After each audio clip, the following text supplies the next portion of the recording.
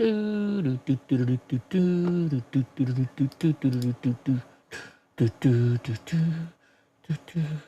right. I think we've got it going. We've got it going again. All right, we got it going again. All right, here we go. So now we can start all over. Not start all over again, but we're gonna start where we left off because, well, had to fix it.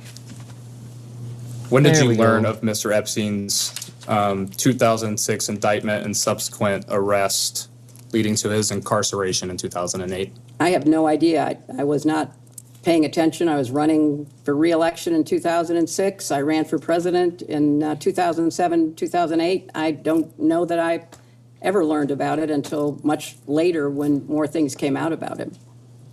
Understood. And when did you first learn of Mr. Epstein's arrest in 2019? Probably when it happened, because it was headline news. I'm sure I, like everybody else, saw it in the press. And in seeing that in the press, did you discuss Mr. Epstein or his case at the time with anyone? I'm sure we did, because it was a, big story. And Mr. Epstein died in custody following his 2019 arrest. When would you have learned of his death? Whenever it was reported.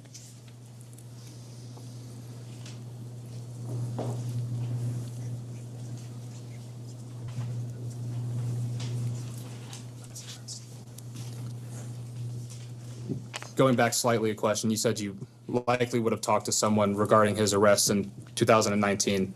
Who would you have discussed that with? Whoever was around. I mean, it was a big story, as you recall. It was a very big story. I don't have any specific recollections. It wasn't something that I was particularly focused on, but it was a big story.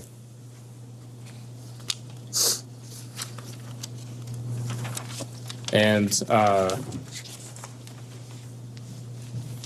going back to Ms. Ghislaine Maxwell, when did you learn of her arrest in 2021? Again, whenever it was reported as happening. And did you discuss that with anyone? I'm sure I did. It was another big story.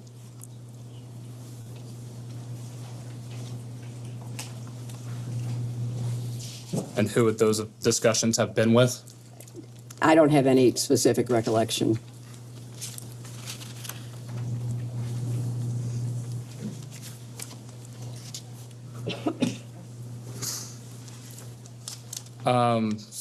So moving forward in time just a little bit, you were Secretary of State under President Obama, is that correct? Yes, it is. And it was during his first term, 2009 to 2013? That's correct. And after you completed your time as Secretary of State, did you return in any role to the Clinton Foundation? I did. I became active in it at that point. And by being active in it, could you describe that for us, please? I tried to support the work that Bill and my daughter and the team had done, and look for ways to be helpful. It was something that I wanted to make sure I could support.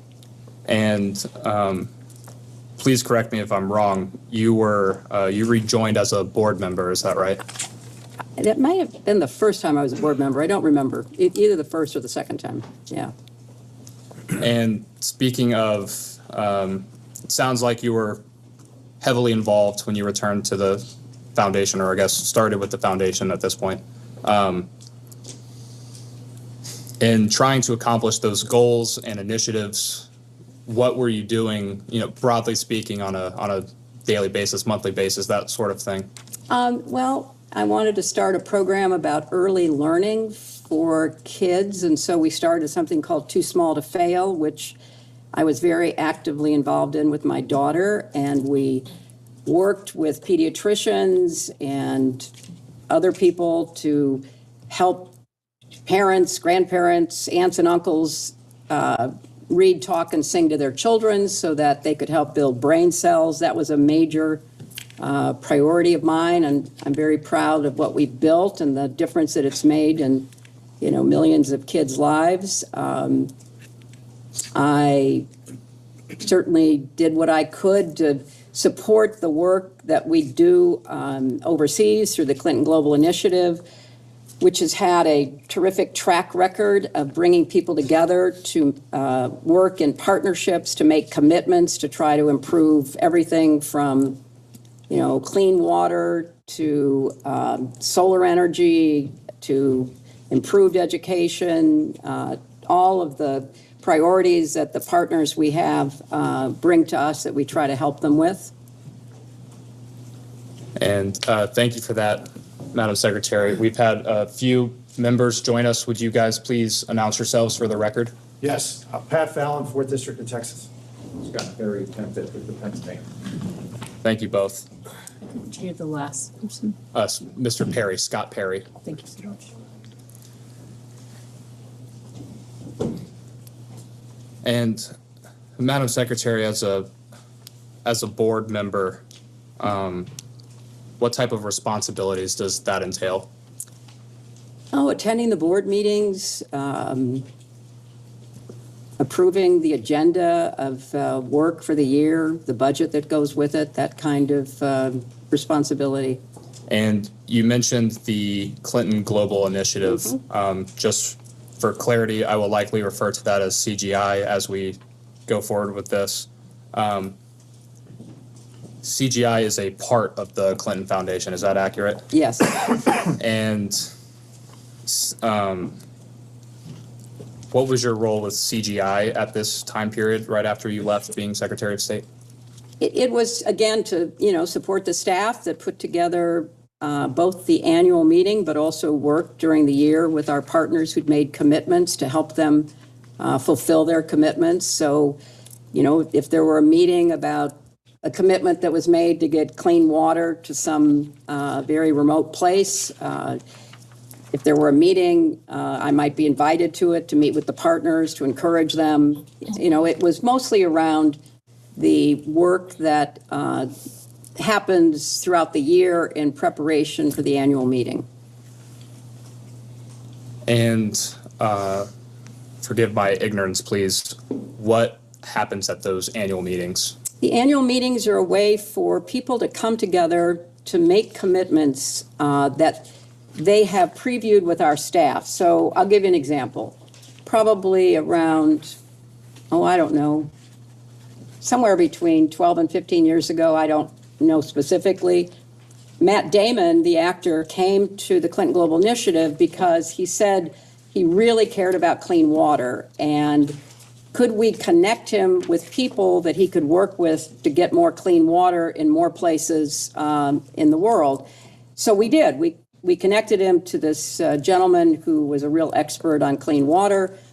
They started working together. They created something called water.org, which was a Clinton Global Initiative commitment that was made at the annual meeting. And then our staff worked with them. And I think it's fair to say that, they've been one of the most successful organizations in actually delivering clean water. But it's that kind of work. It's people who might have a good idea. Maybe they've got some resources. Maybe they have some experience.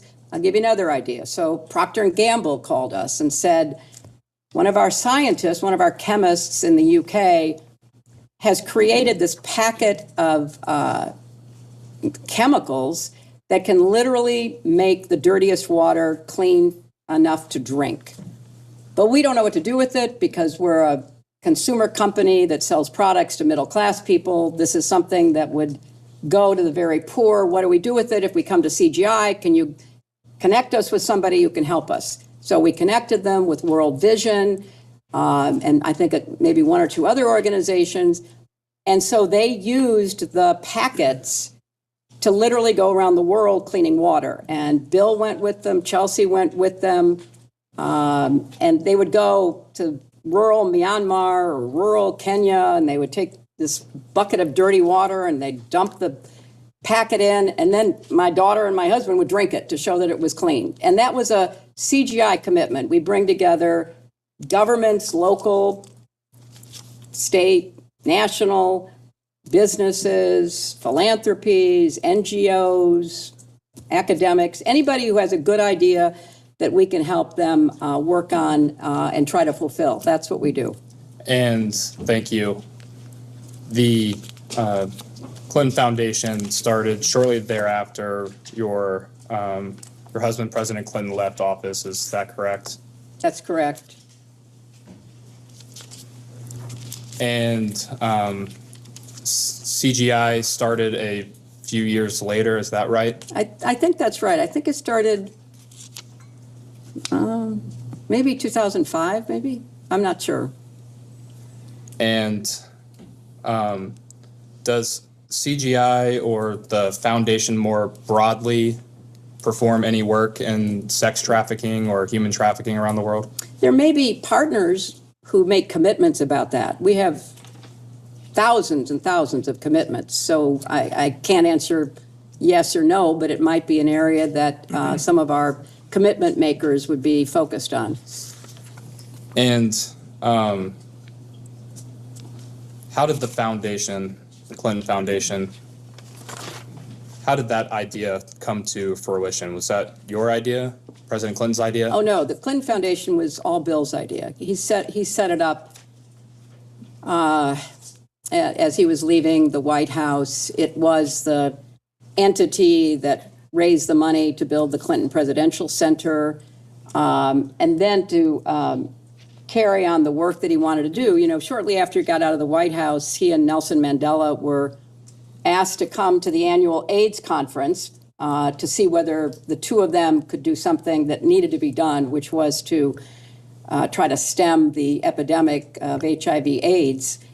And so Bill started out trying to figure out how to deal with this problem and came to the conclusion that the best way would be to lower the price of the drugs that were being used in the United States but were too expensive to be used around the world in order to treat more people. And I really give huge credit to both Bill's idea about how to do that, but also huge credit to President George W. Bush, because when President Bush took Bill to Pope John Paul's funeral in Rome, he and Bill were talking because President Bush was coming forward with the PEPFAR program. And so he and Bill were talking, and President Bush was very committed to this, and Bill was very committed. And so Bill said to President Bush, I now have generic drugs being made in places like India that are much cheaper than the brand name drugs, and you could, with tax money, treat many more people. And so President Bush, to his credit, said, yeah, but my folks tell me that the drugs aren't as good as ours. And Bill said, I'll give them to you, you give them to the FDA, you test them, and I'll abide by your test. I think you can ask him if you want tomorrow, but I think he gave, I don't know, like 24 drugs, and the FDA approved 22. And President Bush was as good as his word. And so we began as the United States and the Clinton Foundation, because of that connection and that partnership, we began treating millions of people with low-cost drugs with federal PEPFAR money, saving millions of lives. Sadly, that's going to be reversed because of the attitudes of this administration and the cutbacks, but it was one of the great services to humanity. And I give President Bush and I give my husband enormous credit for doing something that wasn't going to get them headlines, wasn't going to get them, some kind of, statue put up, but was saving millions of lives, preventing mother-to-child transmission, preventing, people from dying. So that's what he was doing. And thank you for that. Did Mr. Band play a significant role in helping set up the foundation initially? Yes, he did. And when CGI was initially created, whose idea was that? It was Bill's idea. He went to Davos, and he called me after he'd been at Davos, and he said, a lot of interesting people, but they don't do anything but talk. And I have a better idea. Why don't we get people together? And yeah, they can talk, but they have to make commitments, and they have to follow through on the commitments. And we could have an annual meeting that would bring people who were willing to make commitments. And that was his idea. And I thought it was a really good idea. And I encouraged him to go out and see if he could put it together. Are you aware of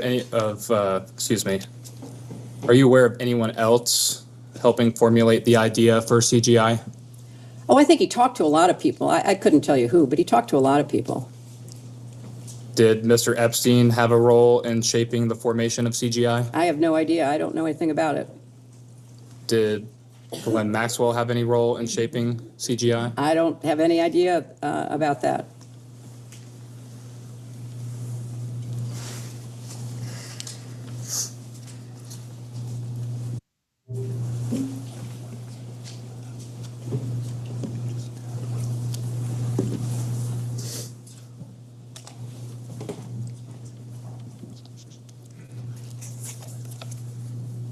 I will enter as Majority Exhibit 11, the interview between Deputy Attorney General Todd Blanche and Miss Glenn Maxwell from July of 2025.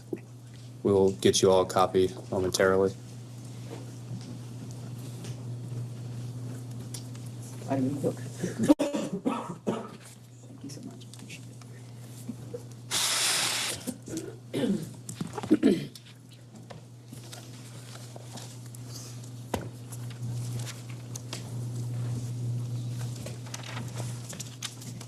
And I'm sorry, what was this exhibit? This will be Majority 11.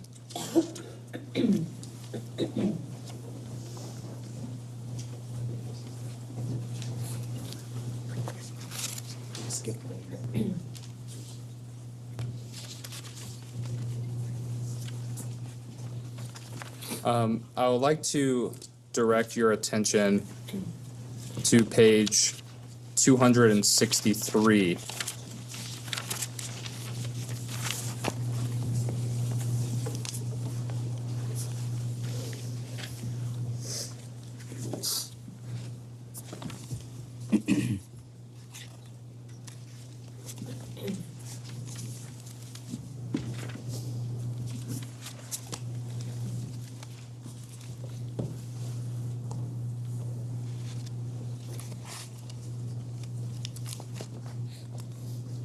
Okay.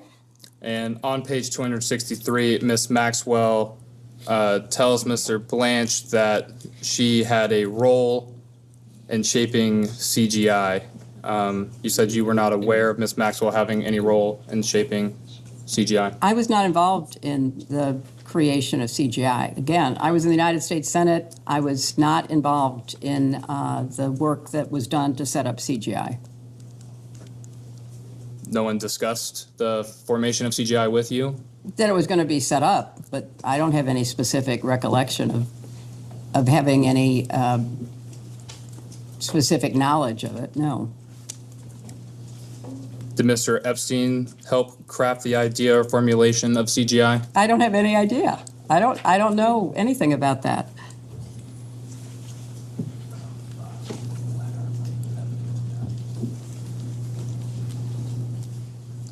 Is it possible that Ms. Maxwell had a role in creating CGI? I'm not going to speculate. I'm here to tell you what I know, and I don't know anything about that. Understood. And is it possible Mr. Epstein had a role in crafting CGI? I'm not going to speculate about that either because, you know, I have no way of knowing that because I have no direct knowledge. I will enter now as Majority Exhibit 12. This will be a letter from Mr. Epstein's attorneys. I will give you a second for it to be passed out.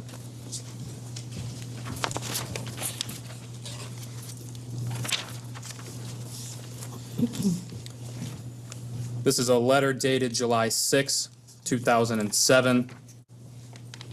It is from Gerald B. Lefcourt. He was an attorney for Mr. Epstein. He sent this to the prosecutors in the Southern District of Florida. That would be Sloman, Minchell, Lori, and Villafania. And I will direct your attention to page 21. At that top paragraph on page 21, it says, quote, Mr. Epstein was part of the original group that conceived the Clinton Global Initiative, which is described as a project bringing together a community of global leaders to devise and implement innovative solutions to some of the world's most pressing challenges. Again, is it possible that Mr. Epstein played a role in crafting CGI? I have no idea what he did or what he said he did, and I have no way to testify to the veracity of either. I was not involved. Have you seen this document before? No.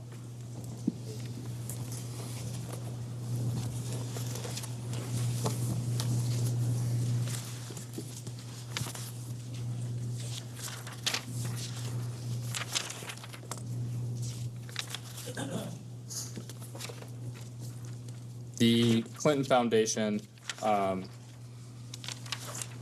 accepts donations as part of carrying out its work. Is that accurate? Yes. And when seeking, let me take a step back, people charitably provide donations to the foundation? It's a 501c3, yes. And do you or anyone else at the foundation ever solicit donations for the foundation?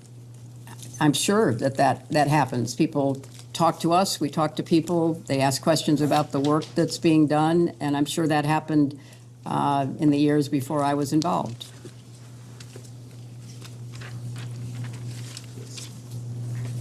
Did you solicit funds from Jeffrey Epstein for the foundation? I had no contact with Jeffrey Epstein. I did not solicit funds from Jeffrey Epstein. Did you solicit any funds for the foundation from Ms. Maxwell? I did not. Again, we're talking about the creation of the foundation. I was not involved in the creation of the foundation or the creation of CGI. In those early years, I was incredibly focused on my job in the Senate. Bill was focused on setting up the foundation and starting CGI. And understanding you were occupied with your career as a senator and then your presidential campaign leading up to 2008, but at this time, were you discussing starting the CGI with President Clinton? I'm going to object to any communications between the two of them. You can ask generally, but that's covered by the marital communications privilege. Understood. So generally speaking. I am sure that I talked to my husband about what he was doing to set up the foundation. It was more on the substance of the work. How many drugs was he getting made in India? What was the, idea that was going to motivate, CGI to be what he wanted it to be? It was not in the weeds. It was the concept. It was, the excitement that he had about trying to establish the foundation and CGI. And similar question for Mr. Band. Did you discuss the creation of CGI with Mr. Band? I may have, because he was around. He worked for my husband. He was a personal aide to my husband, but I don't have any recollections of any specific conversations.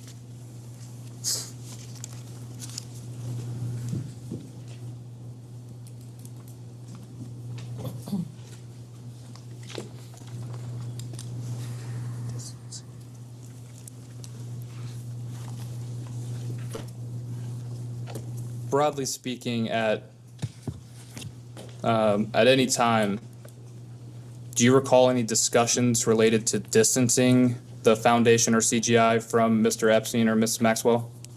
I don't recall any conversations. I know that sometime, maybe 2003 or so, Bill did not have any ongoing contact with Epstein. And in preparation for this hearing, it became clear to him that Epstein was not interested in the charitable work that was motivating Bill as he traveled around the world, getting people to commit to providing low-cost drugs for not just HIV/AIDS, but eventually tuberculosis, malaria, and other diseases. And what is your understanding of Mr. Epstein no longer wanting to participate in the foundation's philanthropic goals? I don't, only in preparation for this have I been told that, there was no real interest there. And, there was no point in being involved or connected to him. And we touched on this. Correct me if I'm wrong. You said you're not aware of Mr. Epstein donating to the foundation. Would you consider, let me back up. President Clinton took trips on Mr. Epstein's jet, is that correct? Yes. Would you consider offering a private jet as a donation in kind to the foundation? Well, I don't know what the rules are under the 501c3 regulations, but it was certainly a gift, and he was, one of a number of people who provided transportation so that Bill could do the work he was doing.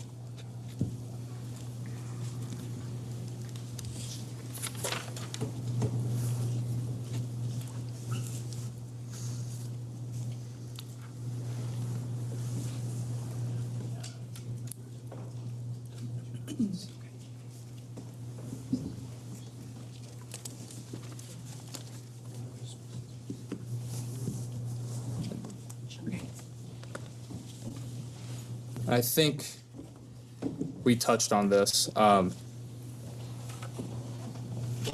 Did Mr. Epstein end up donating to the foundation or CGI? I have no personal knowledge of that. You're not aware of a $25,000 donation from Mr. Epstein's affiliated companies to the foundation? Only what I was told was alleged in preparation for this testimony. I did not know about that, and I don't know that it's true. Are you aware of the Clinton Foundation reviewing any records in regard to Mr. Epstein donating to the foundation? I will have to ask our lawyers, 'cause I did not. Have you had any conversations about the foundation reviewing those donations made by Mr. Epstein? I think I'll have to ask our lawyers. I don't know. I didn't review them. Understood. Ms. Mace, did you have some questions? I did. Thank you for being here this afternoon. In your opening remarks, you mentioned this is political theater and partisan. Do you believe the Epstein files are a vast right-wing conspiracy? I think if they are fully released as the Transparency Act requires, that would be fulfilling the responsibility of the Justice Department, but it appears that there have been many issues with the full release, so I'm not going to characterize it other than to say I think that's a well-known fact. Are you aware that both Republicans and Democrats voted to subpoena you and your husband? I am here. Okay. Are you aware both Republicans and Democrats voted to hold you in contempt when you didn't show up? I am here. Is that partisan when both parties vote to do something together? Is that partisan or nonpartisan? I think it's standing up for the institution, but there are many other aspects of the committee's work that strikes me as avoiding the main issues about who should be sitting here, who has actual information that might be useful to your investigation. As a survivor, I'm a survivor. I appreciated your opening statement and your prioritizing some of these issues. Have you always believed this way? Have you believed this way for some time? Have I what? Have you believed what you believed in your opening statement for some time? Yes, I have. How long have you had those beliefs or held those beliefs in your opening statement? Very long. In 1998, you had those same beliefs? Yes. 2005? Yes. 2008? Yes. 2012? Sure. 2016? 2020? 2024 to present day, you've held these beliefs the whole time? Yes, I have. Have you always believed that women abused by powerful men should be believed? I know where you're going with this, and I have nothing to say about anything in the past. I'm here to answer questions about this investigation. So do you believe that women who are abused by Epstein and in Epstein's circle of associates should be believed?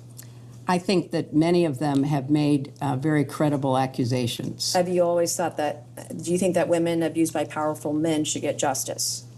I think that they should have their time to be evaluated, and where there is adequate evidence, they should certainly get justice, and perpetrators should be held to The account. question was, have you always thought that women abused by powerful men should get justice? Yes, absolutely. I agree. Are you aware that, you were aware, I think you said this earlier, that Jeffrey Epstein was convicted in 2008 for procuring a child for prostitution and soliciting a prostitute, correct? That's what the charges were, yes. And you were aware of that in 2008? I don't recall that I was aware then. And in 2008, you were a U.S. Senator still? I was. Would you say that Jeffrey Epstein is one of the world's most prolific sex traffickers? From what we know, he certainly engaged in his predatory activities for a long period of time. Would you say he's one of the world's most prolific sex traffickers? I don't know what to compare it to. There are terrible sex trafficking rings all over the world. And you said you were Secretary of State from 2009 to 2013? Mm-hmm. And you state your agency prioritized combating sex trafficking internationally, correct? That's correct. During your time as Secretary of State, did you or the state receive any intelligence cables or briefings mentioning Epstein's foreign travel, pedophile island, or his network of pedophiles and sex trafficking? Not that I am aware of, no. How did you miss it? If he's, I believe, one of the most prolific sex traffickers in the world, you were Secretary of State, how did you miss it? Well, that would have been a matter of the Justice Department, not the State Department. But in your opening statement, and your statements earlier, in your opening statement, you stated that Secretary Rubio should be called to testify. You said that he has, and the administration has, quote, abandoned survivors. Using the same logic, you were Secretary of State during a time period after Jeffrey Epstein was convicted of being a pedophile and soliciting children for sex. Why then did you, quote, using your own logic, abandon survivors? What is the question, please? I followed her comment. First of all, we focused on whether there were laws that made sex trafficking, sexual slavery, domestic violence, other abuses of women on the books in countries. And then we tried to evaluate, were those laws being implemented? And were judges appropriately trained and briefed about how to implement those laws? Were governments taking them seriously? We looked at the broad institutional approach to these very serious abuses. Would you say the U.S. government at that time, during this time period, was appropriate with the way that it handled Epstein? I don't think that you could say that was true about any of the government's prosecutorial efforts, starting with the Southern District of Florida and Alex Acosta and all those who basically gave him a sweetheart deal. And then I think going up the chain, there was very little attention paid that should have been paid. But we had laws on the books. They were not being implemented. But that was not within my purview, because what we were looking at is what's the institutional structure, and can we do more to make sure countries take it seriously? Our country had laws on the books. So this man was not held to account. If it was not in your purview when you were Secretary of State, then why is it today in Secretary Rubio's purview? Because what's happened is that the office that was actually following what was going on around the world has been decimated. 70% of the staff is gone. It's impossible to carry out the functions of that office if you don't have a critical number of people. So my question would be to Secretary Rubio, is there more that can be done? I'm running out of time here. You were clothed with immense power as Secretary of State. You've stated on the record in your opening statement that child sex trafficking in general, human trafficking, trafficking of all kinds was a priority. You were clothed with immense power. Your husband was clothed with immense power. And until you got this subpoena and until these files were out in the open, you did nothing to try to effectuate all of these things. You say that should have been done. Is that correct? No, it's totally incorrect. I mean, all of your assumptions are ones that I reject. When you saw photos of your husband in a hot tub laying on a beach and getting massaged by other women, and you knew that Jeffrey Epstein was involved in some of these trips and these things, did it concern you at all? I'm here not to offer my opinions. I'm here to answer specific questions to the best of my ability. When you saw your husband in these photos with young women being massaged, what went through your mind? I am not going to speculate. You didn't have any feelings about young women massaging your husband? I am not going to offer opinions or speculation about anything that I have no context for and was not there. After you learned that Jeffrey Epstein was convicted of sex crimes with kids, did any of these photos of your husband with women being massaged on the beach, did it concern you? I have no context for even answering that question. And I think, obviously the innuendo, all the rest of it. I'm asking a black and white question. I'm not putting any leading statements into it or adjectives. Did you do anything to determine what was happening in those images or on those trips that once you saw these photos, once you realized Jeffrey Epstein was a convicted sex offender of children, did you do anything to determine what was happening on these trips with your husband? I don't find any of your questions to be relevant to the investigation. Well, it is relevant if a former Well- president was traveling around with young women. Well, you'll have a alone chance. with them. You'll have a chance to talk to him tomorrow. You said this morning you did not solicit funds from Jeffrey Epstein, correct? That's absolutely correct. Did anyone solicit funds from Jeffrey Epstein on your behalf? Not that I'm aware of. Did you ever invite Jeffrey Epstein or Ghislaine Maxwell to any of your political fundraisers? I did not personally invite them to my political fundraisers. Did anyone personally invite them on your behalf? I do not know. Is the purpose of a political fundraiser to solicit funds? You would know that it is. Okay, and you stated this morning you've never communicated with a Sarah Kay, correct? I do not know who Sarah Kay is. Okay, she is a councilwoman from New Rochelle, which is about how many miles from here?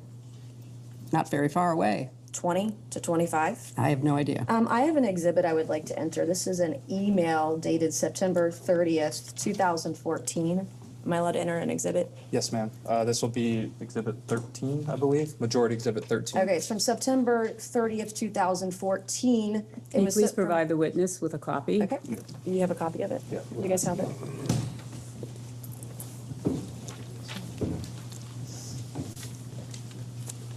Thank you very much. I appreciate it. And can you read me the subject line of the email? Following up event with Hillary Clinton and Congresswoman Lowy. Do you know who Congresswoman Lowy is? She was our congresswoman here for many years. And who is the email from? Someone named Sarah Kay. Above that, at the very, you have that very top one, okay. All right, from Sarah Kay, and it's redacted on who it was sent to. Can you read me the email? Okay, thank you very much for the prompt reply. Hi, Sarah. Thank you for the invitation, but unfortunately, Jeffrey will not be able to attend. Thanks so much for speaking with me just now. Attached, please find the invitation and response card for the event we spoke about with Hillary Clinton and Congresswoman Lowy at the Harvard Club. That was a fundraiser, I believe, for Congresswoman Lowy that I attended to support her, is my recollection. Okay, and this is an email, this is an invitation to the fundraiser where you were there. Do you have any idea if the Epstein referred to is the Jeffrey Epstein? There's a lot of people named Epstein in this area. This is in the DOJ files. I have no knowledge of it. It says Mr. and Mrs. Epstein. Yeah, I have no knowledge of this. Okay, so it could be a different Jeffrey Epstein. I have, you're showing me an email from someone who I don't recall knowing about a fundraiser that wasn't for me but was for Congresswoman Lowy. I have no information. Okay. I went to the fundraiser to support my friend Nia Lowy. All right. Excuse me, can I interrupt? I have There are another, photos that are being released of the secretary as she is testifying from inside this room. Can you please advise me as to whether or not that's permissible and consistent with the rules, particularly given that we have asked for a public hearing? If there are photos that are being released of the secretary as she is testifying, can you please explain how that I'm can done occur? with this. If you guys are doing that, I am done. You can hold me in contempt from now until the cows come home. This is just typical behavior. We will go off the record. Oh, for heaven's So I would like sake. to understand how that's permissible. Before the hearing was, It doesn't Excuse matter. me. We all are abiding by the same rules. I will take that down. Yeah, So well. I would like to take a break at this moment. Yeah, and we'd like to have I'm a done conversation. for now. Go off the record. Go off the record. Oh no, she's done for now. I think hopefully this is like the last time where they just fast We'll forward. go back yeah, they on do. the Okay. record.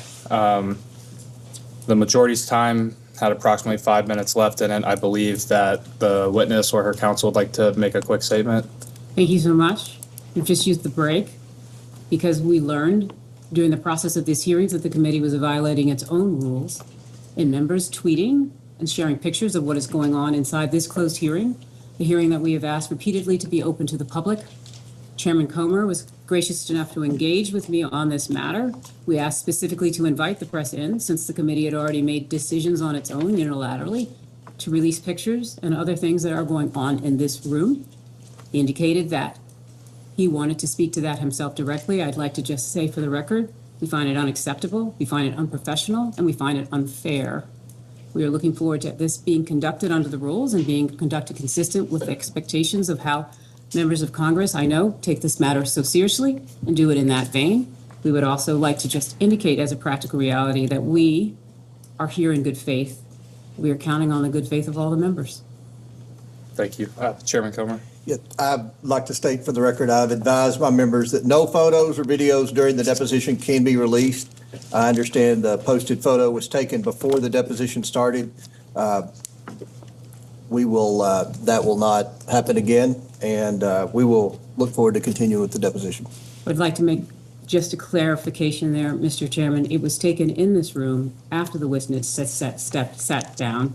It is not a basis that because she had not started speaking, that it would be appropriate for there to have been a release of anything that was occurring in this room.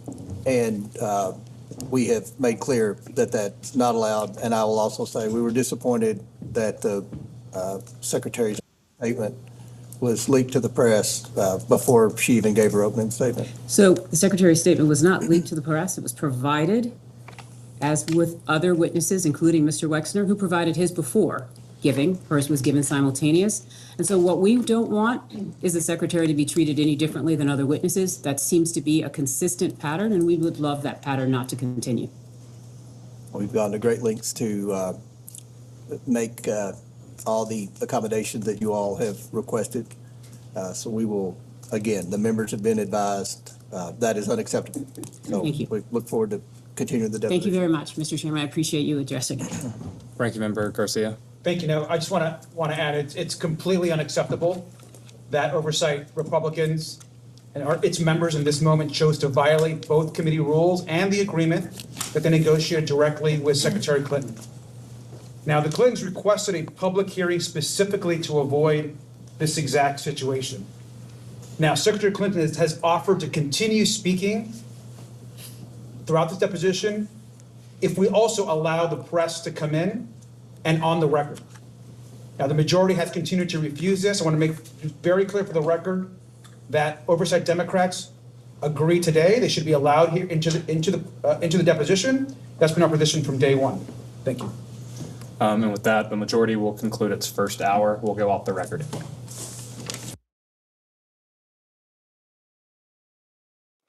So now the Democrats are going to give soft back questions. On the record, I understand council has something that they would like to say before we get started. Yes, I would. First of all, I'd like to say I appreciate everyone being here today, but I want to start with, we've just learned that there has been a second violation of the promise that the chairman made with respect to no photos being taken in this room during this hearing. As you know, we have asked for and did ask Mr. Comer for the press to be invited in. They are sitting right outside, literally. He has been speaking with them, and we have been asked that they be invited in at the last break because we learned that there was a member who was sharing photos from inside this room in violation of this committee's own rules. We have now been presented with a second photo of the witness, Secretary Clinton, while she has been testifying in this room. That is completely inconsistent with the rules. It's completely in violation, and it's also in violation of the promise that Mr. Comer just made with respect to it would not happen again. And indeed it did. And so I would like to ensure that when we go back on the record and when Mr. Comer elects to rejoin the room, I note he has left for the record, I would like to be able to ensure that we address that. Or, sorry, he has not left. He's down at the end. There's been a second violation, Mr. Chairman, so now I do really feel that it would be appropriate for the press to be invited in because someone has already violated the commitment and promise you made that there would not be any further violations. Do you have a copy of the picture? We're on. I am confident that one of the individuals here can share with you a copy of the picture, and I would rather that at this point, we invite the press in. We don't know. We're gonna show the photo. It's from. I believe it's from the same influencer. Emily, go with Andrew to make sure we have the same.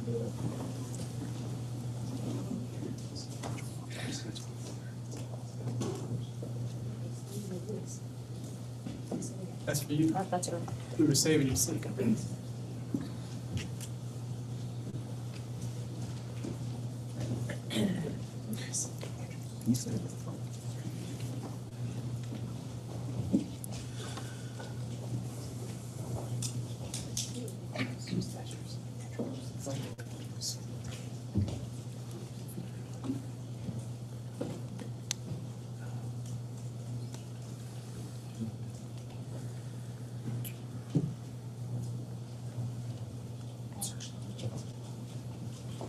Mr. Chairman, will you allow the press in at this time, since there has been a second violation of your clear guidance that no further pictures? To consult, to confer with the chairman.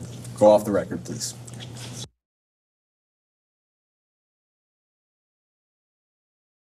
We can go back on the record. Thank you very much. We have examined the second photo that was taken inside this room in violation of the committee's rules.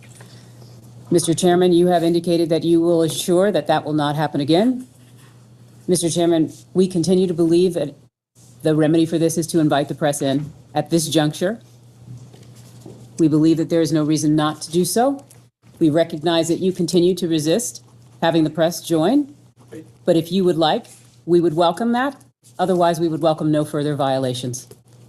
What was the last part? You would welcome. I know it's hard to hear without amplification. Sorry, no further violations, no further violations. But I would like to note one thing, if I may.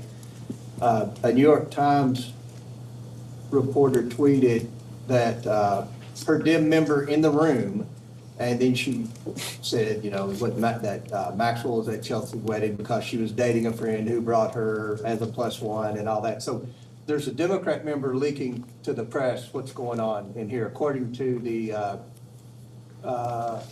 Annie Carney. So, Mr. Chairman, thank you so much. I know part of this is always about the tit for tat, and I think that's what we're trying to address. We're here and we're speaking with respect to the witness and what has been a violation of a photo of her inside this room. I'm not trying to get into anybody else's First Amendment rights. When it comes to the photo, please instruct your member to take the photo down until after. I have. Thank you so much. Nothing further. Thank you. Good afternoon. Good afternoon. My name is. I'll be doing most of the Why does all the questioning for minority staff want their today. name redacted? I wonder why. First, I want to thank you for your long and distinguished service to this country. Thank you. I'd also want to thank you for your time today. We appreciate it. Thank you. Before we get to questions, I'd like to take a few minutes and highlight some context that we think is relevant for today's conversation. To be candid with you, it's not clear to us that you have much information to share with this committee that would be relevant to our investigation of Jeffrey Epstein. For example, I would like to introduce as Minority Exhibit A this excerpt from Ghislaine Maxwell's interview with Deputy Attorney General Todd Blanche.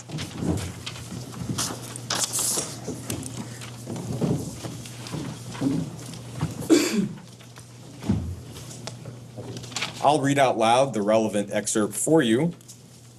You can see that Ms. Maxwell was asked, quote, "Do you know whether Mr. Epstein knew or had any sort of visit, dealings, or associated with Hillary Clinton?"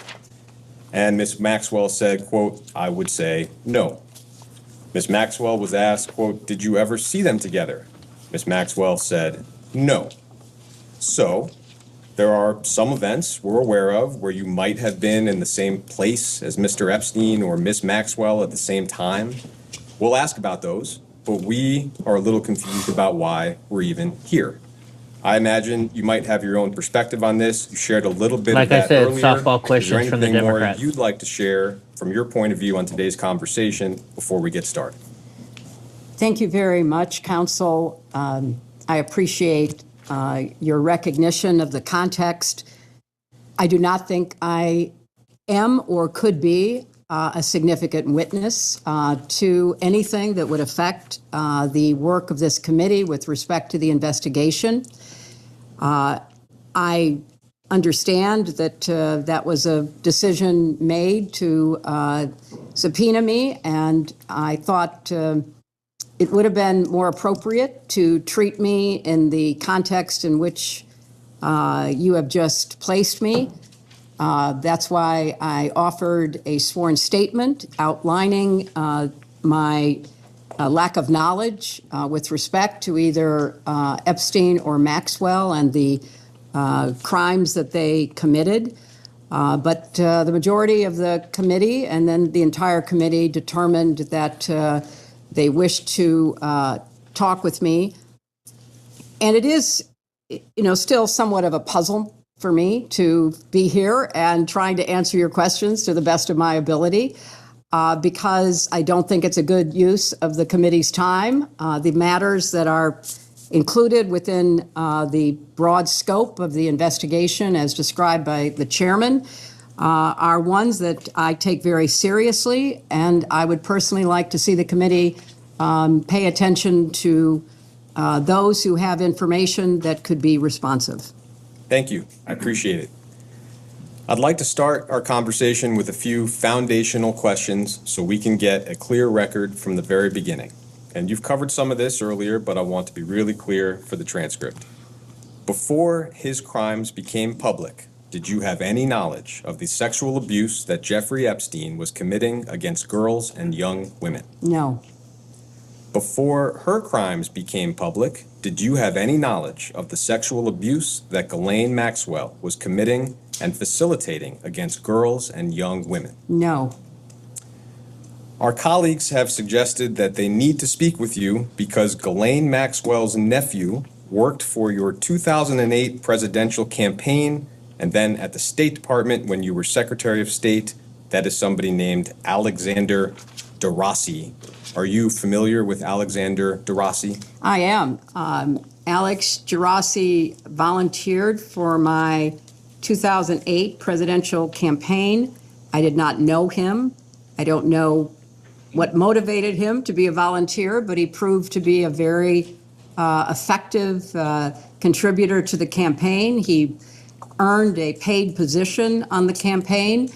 All of my staff that interacted with him on the campaign had a very high regard for his intelligence and his skills. He's an extremely well-educated young man. And when I became Secretary of State, he was recommended for a job that he was well-suited for. I had absolutely no idea that he was in any way related to Ghislaine Maxwell until I received the subpoena from this committee suggesting that he was, and that was the first I knew of it. So is it fair to say that as far as you know, Mr. DeRossi was not hired for your campaign or at the State Department because he was Ghislaine Maxwell's nephew?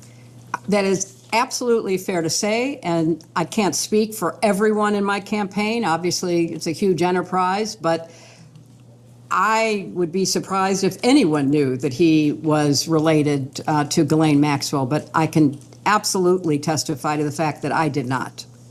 Are there any other accusations or claims that have been made against you with respect to Mr. Epstein or Ms. Maxwell that you would like to address before we move into some chronological questions? Well, I don't keep up with all the conspiracy theories and the crazy allegations that populate the internet, so I'm sure there are. But I will do my best to answer your questions as you pose them. Okay, I will ask a series of chronological questions. I know most of these are from a long time ago. If you don't recall, just tell me you don't recall. As an initial matter, would you recall roughly how many events and receptions would you have attended at the White House during your time as First Lady? Well, I was privileged to be at the White House as First Lady for 8 years, and I have no way of giving you an accurate number, but they would be in the thousands. And they were, one of the great privileges of being in the White House, hosting events, hosting meetings, meeting people, using the rooms of the White House, using the grounds of the White House. So many hundreds, maybe thousands of events, but many, many thousands of people. I was just going to ask if you could estimate how many people you might have met at those hundreds or thousands of events and receptions. Well, Council, I can't say I met every person who ever attended an event, and so I can't really give you an accurate number. But if the event was a small event, perhaps I would meet everyone. But for most of the large events that we hosted, it was hit or miss if I met somebody or didn't meet somebody. For the huge Christmas receptions, which were thousands of people that would come to enjoy the holiday decorations at the White House. So I can't really give you a totally clear answer other than I did my best to greet people and to be an appropriate hostess because I took seriously my responsibilities as First Lady. So Mr. Epstein visited the White House a fair amount during your husband's first term in office. One, and I think the only specific event that we're aware of where you may have been present was, as you mentioned earlier, a September 29th, 1993 reception for donors to a White House renovation project that was funded through the White House Historical Association. And our understanding is there was some kind of reception that night. Do you have any recollection of attending that event or that reception? I have no specific recollection, but I know that I was expected to, and I assume I did. But I can't, sitting here today, describe anything specific about that event. But I was very anxious to support fundraising that went to the White House Historical Association that in turn supported the upkeep and the maintenance of the White House. Because certainly, it was an old building with a lot of very valuable furniture and art, and it took a lot of wear and tear because I just finished explaining we had thousands of people who would come through. And I'm not even talking about the visitors who would come through, because that was many, many more thousands. So the house itself needed to be carefully cared for. And so my husband and I hosted the event, and the White House Historical Association brought those who had contributed because it was ultimately beneficial for the White House. Would it be correct to say that sitting here, you have no specific memory or recollection of meeting Mr. Epstein or Ms. Maxwell at that event in 1993? That is an accurate statement. In fact, when I got the subpoena, I was incredulous because I never thought I was in the same room with Jeffrey Epstein. And it was brought to my attention that he was very likely to have attended the White House Historical Association, but I have no independent recollection of that. Okay. It has been publicly reported that Mr. Epstein visited the White House 16 other times during your husband's first term. He was signed in by different staff members and visited different parts of the White House. Broadly speaking, do you have any memory or knowledge of any other visits by Jeffrey Epstein to the White House other than the one we just discussed? Not that I recall, but I want to be clear. That doesn't mean that, I didn't pass somebody in the hallway, that somebody didn't pop in, but I have no recollection. Great. Of meeting with him, seeing him, conversing with him in the White House. I'm going to fast forward all the way to 1999. We believe that Mr. Epstein contributed $20,000 to your joint fundraising account with the Democratic Party. Would you have any specific memory, knowledge, or recollection of that particular contribution sitting here today? I do not. And again, this was something that I learned about in preparation for testifying. And as you point out, Counsel, the contribution went to the joint committee that was set up to support my Senate campaign. And my memory is that we couldn't coordinate between joint committees and campaigns. I mean, those were the rules back in the day, as I recall them. So I don't have any recollection at all that I knew he contributed to my campaign. And he did not contribute, as far as I know, directly. But then this indirect contribution to the joint committee, I don't recall that I knew it at the time, and I was, surprised to learn it in preparation for testifying. So at this point, toward the end of your husband's presidency, how would you characterize your relationships at that point with Mr. Epstein and Ms. Maxwell? Non-existent.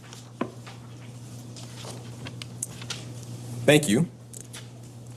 Moving to the period after your husband's presidency, again, we don't really have much of a record to work off of. There is public reporting that sometime in 2007, Ms. Maxwell may have co-hosted a fundraiser for your presidential campaign in New York City.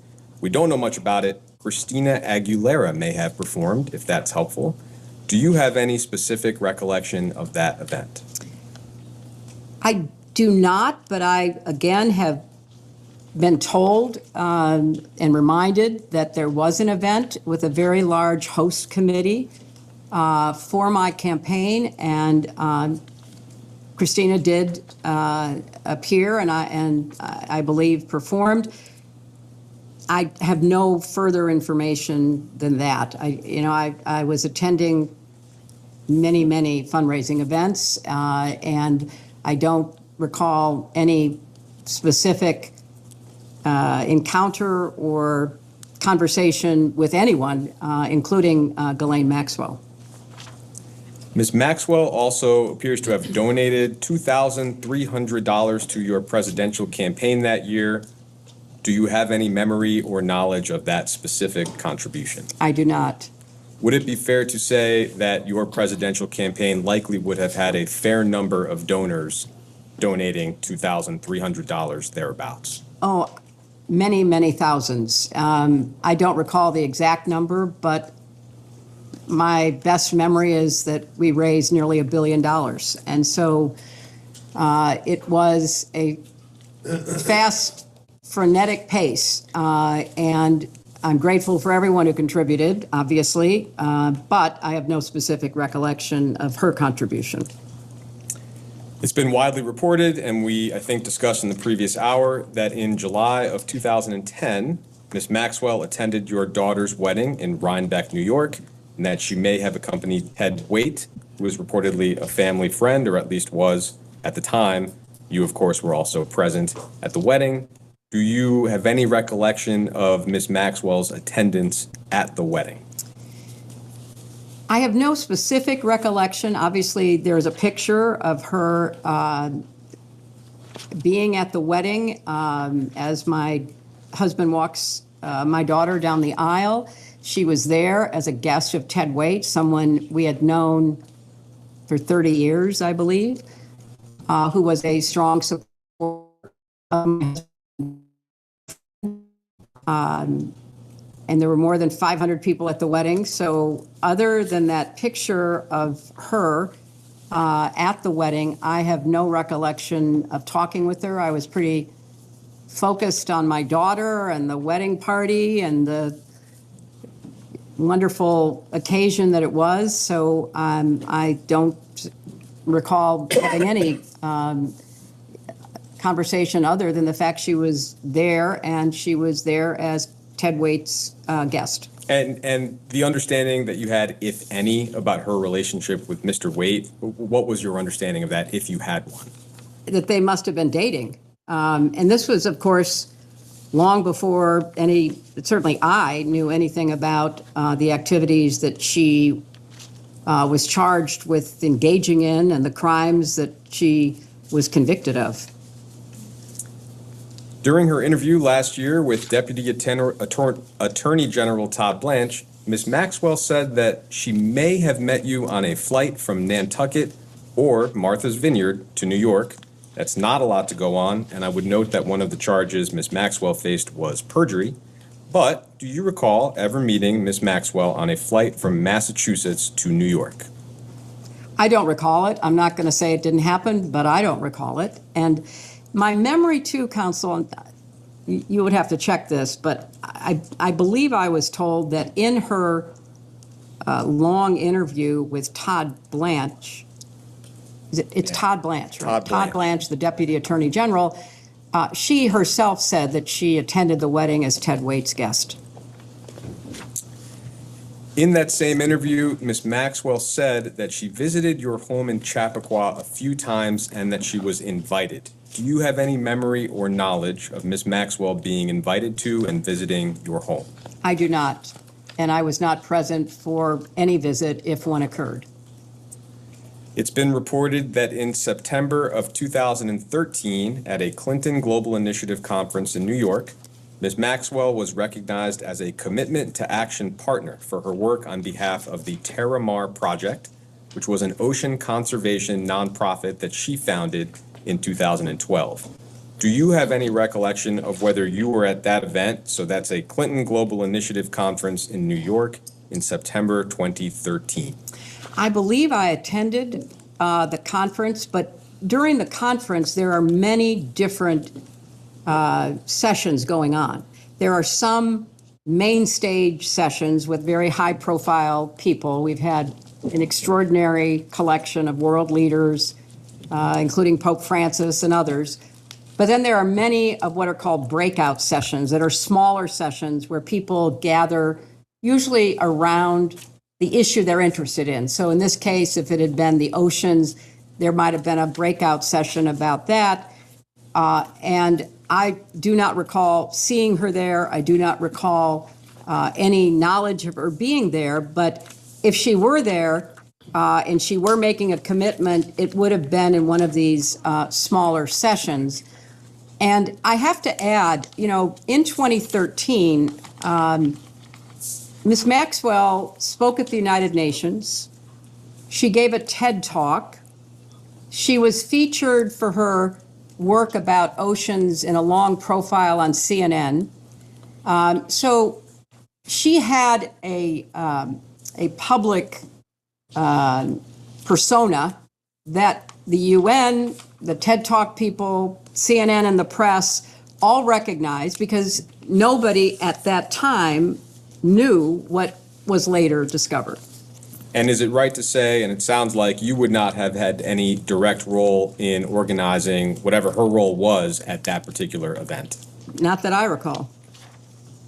At that point in 2013, if you can recall, how would you have characterized your relationships with Mr. Epstein and Ms. Maxwell? Had no relationship, no knowledge of, never met or talked to Jeffrey Epstein. I viewed Ghislaine Maxwell as an acquaintance, someone that I might see, but had no real relationship with. Thank you. Thank you, Madam Secretary. I know that a couple of the minority members have just a couple questions as part of this hour as well, and so I have a few, and then I'll turn it over to a couple of the minority members as well. You can hear me okay from here? Yes, I can. Okay. But it would help if the minority Yeah. members would move to where Yeah, across. I'm actually, they're going to sit right here as soon as I'm. Perfect, perfect. Thank you. Great, thank you. I want to just begin by just asking a few questions, which I believe you've already clarified in your opening statement, but just to be very clear on the record one more time. As best as you can recall, you've never met Jeffrey Epstein. That's true. That's correct. As best as you can recall, and I know that, and you've said this, you've never went to the island. Never went to the island. You never flew with him on a plane. Never flew with him on a plane. And you were never aware of his horrific crimes prior to those becoming public knowledge. Is that correct? That is correct. Okay, thank you. I also wanted just to know, one of the questions that we've been receiving a lot has been speculation amongst the public that Jeffrey Epstein was somehow affiliated with foreign intelligence agencies or other intelligence services. And I know that we have received numerous questions of that type. Now, obviously, you served as Secretary of State. I'm grateful thank you for your service. In your role as Secretary of State, were you ever made aware of Jeffrey Epstein having any types of relationships with foreign intelligence agencies, obviously, of course, of a foreign country? I was not. And Ranking Member Garcia, I am aware of the speculation around this that comes from the files being released and questions being raised. And I do think that is a fruitful area for the committee to investigate. No, I appreciate that, because I'll say of the types of questions that we're receiving, the kind of conversation around whether Jeffrey Epstein had any ties to foreign intelligence or was working with foreign governments continues to come up. And so obviously, as Secretary of State, that would be something I would imagine, you may or may not have information for. So I appreciate that, that response. Madam Secretary, just lastly, I want to also thank you for your testimony. And broadly speaking, you've probably been following just recently and if this week, we've seen, and there's been reports that numerous files are missing from the group of files that have been released. For the record, only about approximately 50% of the total files have likely been released. The other percentage have been withheld for whatever reasons we're not really sure of and don't really understand. It's also been reported by numerous outlets this week that the FBI has removed files that are supposed to be made available to the Congress that include serious allegations of alleged abuse by President Trump, sexual abuse to a minor. Now, these are allegations that we know have been corroborated in other ways, and the media have reported on these, but these files themselves have been removed. Now, we view this as a very serious matter. I've personally looked for these files in the archive manifest that lists which files should be placed there. Those files are no longer there. And we have been calling on the DOJ and the Attorney General to release all of the files.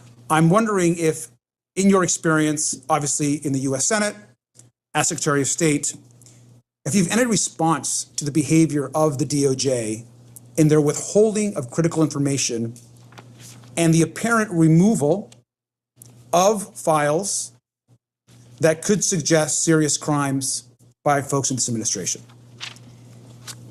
Congressman, I appreciate your raising this issue, and I appreciated the statement that you put out when this became public knowledge, thanks to investigative reporting, which revealed it.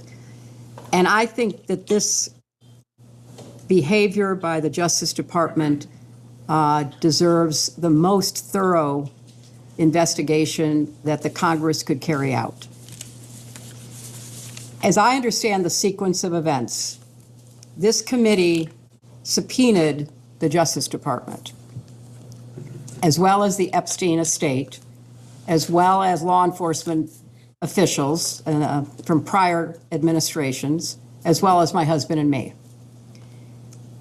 The Justice Department refused to comply, which is what led to the passage by the Congress of the Transparency Act, which then was signed into law.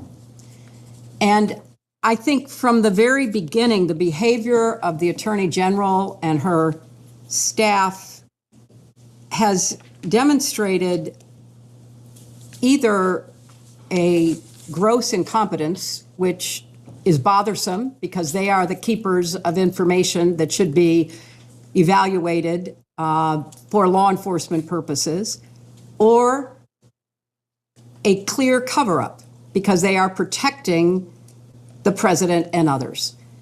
Either one of those should be the focus of this committee to try to get to the bottom. If they are incompetent and they are incapable of complying with the law that the Congress passed, we need to know that because they are falling down on the job. They have an FBI director who's more interested in drinking beer in a hockey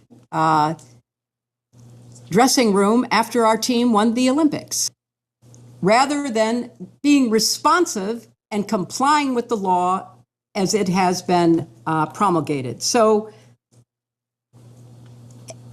I don't think it's unfair to say that given the sequencing of the events, starting with the way that President Trump made the release of the files a key element of his 2024 campaign, the promise that he and then his Attorney General made that the files would be released, then a walking back of that as they began to look at the files, an ignoring of what they had promised, including that they had a client list on the desk of the Attorney General.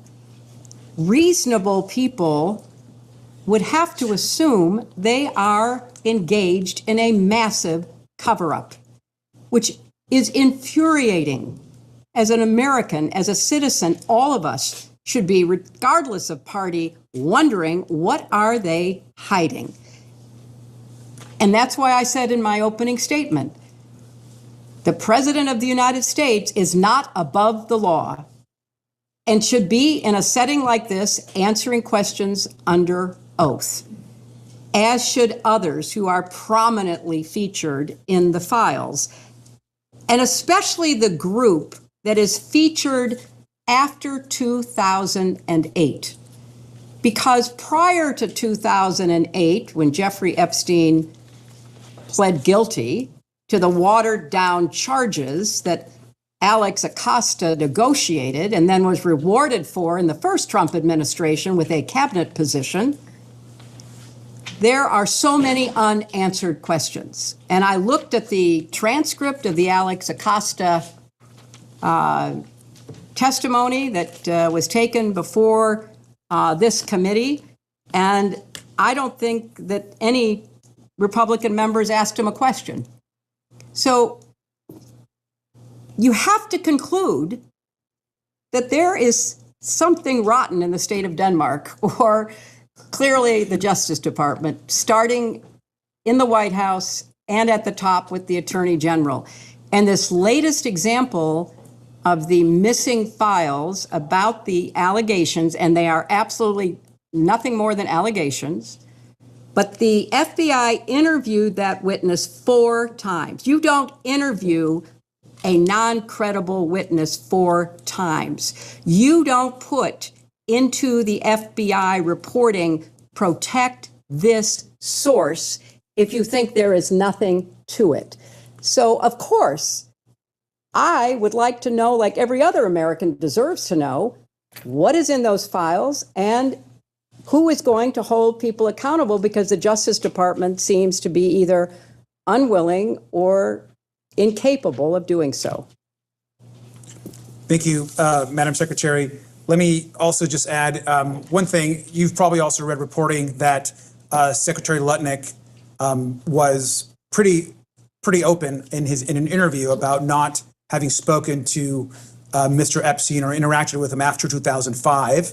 And then we go on to learn that Secretary Lutnick not only went to the island, there were visits, they went into possible business together, communicated with his wife. So there were numerous interactions that happened after that interview.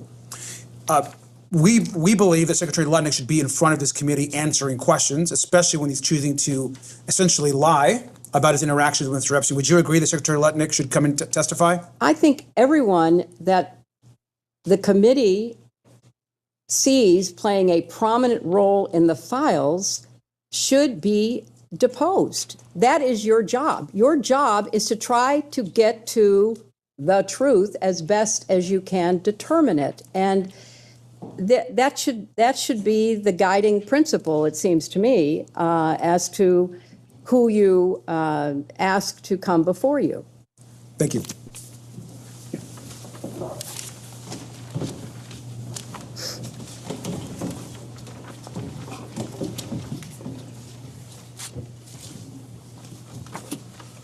Hello, Congressman. Hello. Thank you, Secretary, for being here today.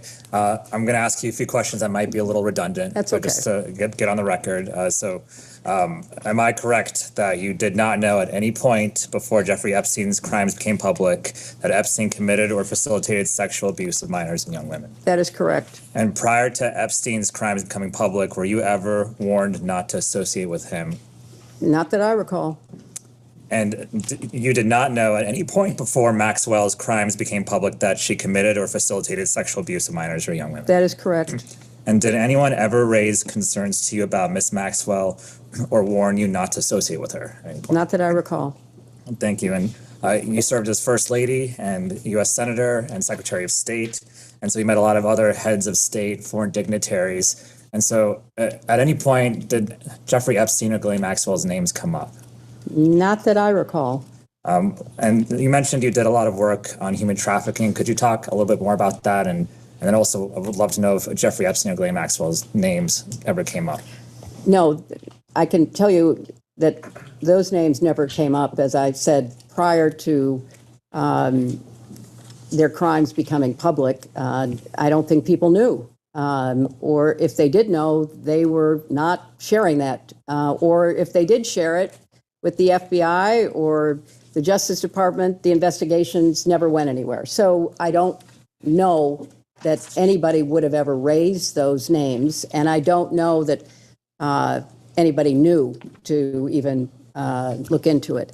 You know, as I said, the whole question of human trafficking, sexual slavery, forced labor, domestic violence, for the longest time were not even considered crimes. And it took a lot of effort on the part of many, many courageous people around the world to raise the visibility of these crimes and to actually change criminal law in many countries. You know, when I spoke in 1995 at the UN World Conference on Women in Beijing, that was one of the issues everyone was struggling with. Domestic violence was considered cultural, not criminal. Sexual slavery was just something that happened. You know, young women were forced into prostitution. All of this was certainly known and was something that had gone on for, you know, centuries, thousands of years.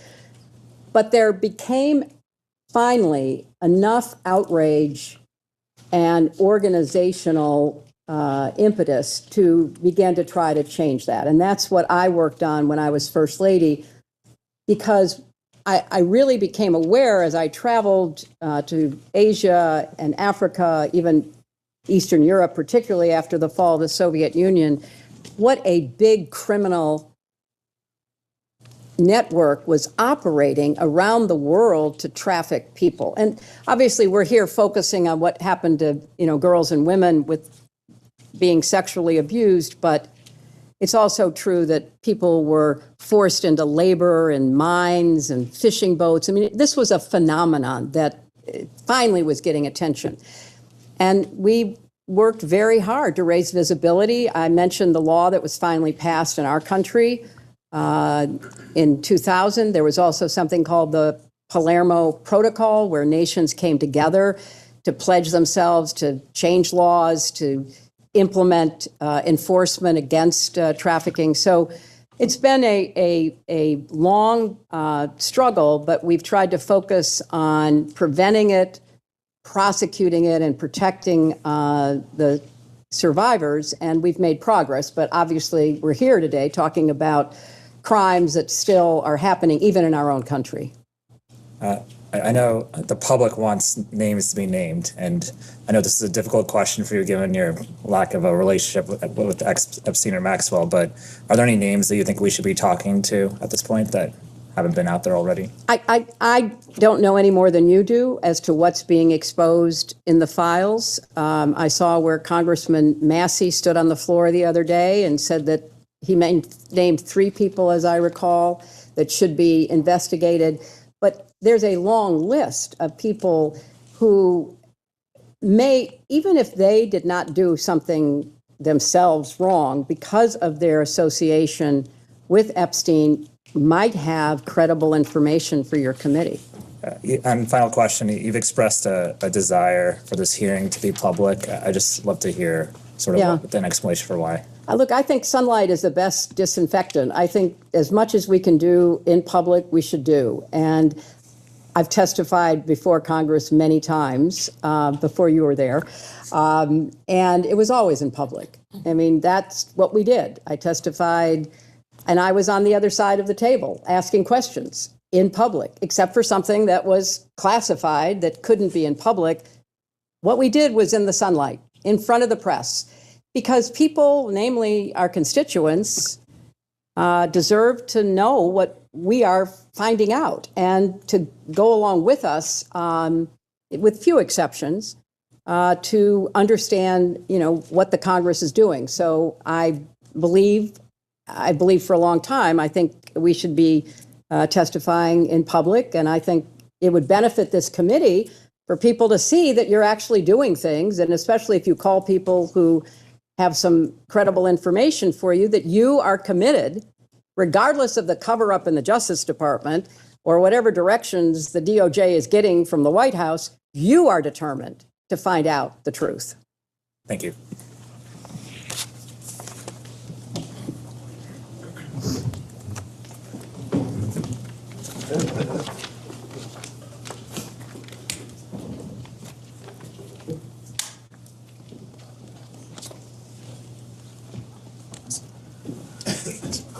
Hello, Congressman. Secretary, how are you? I'm okay. First and foremost, thank you for being here. Thank you.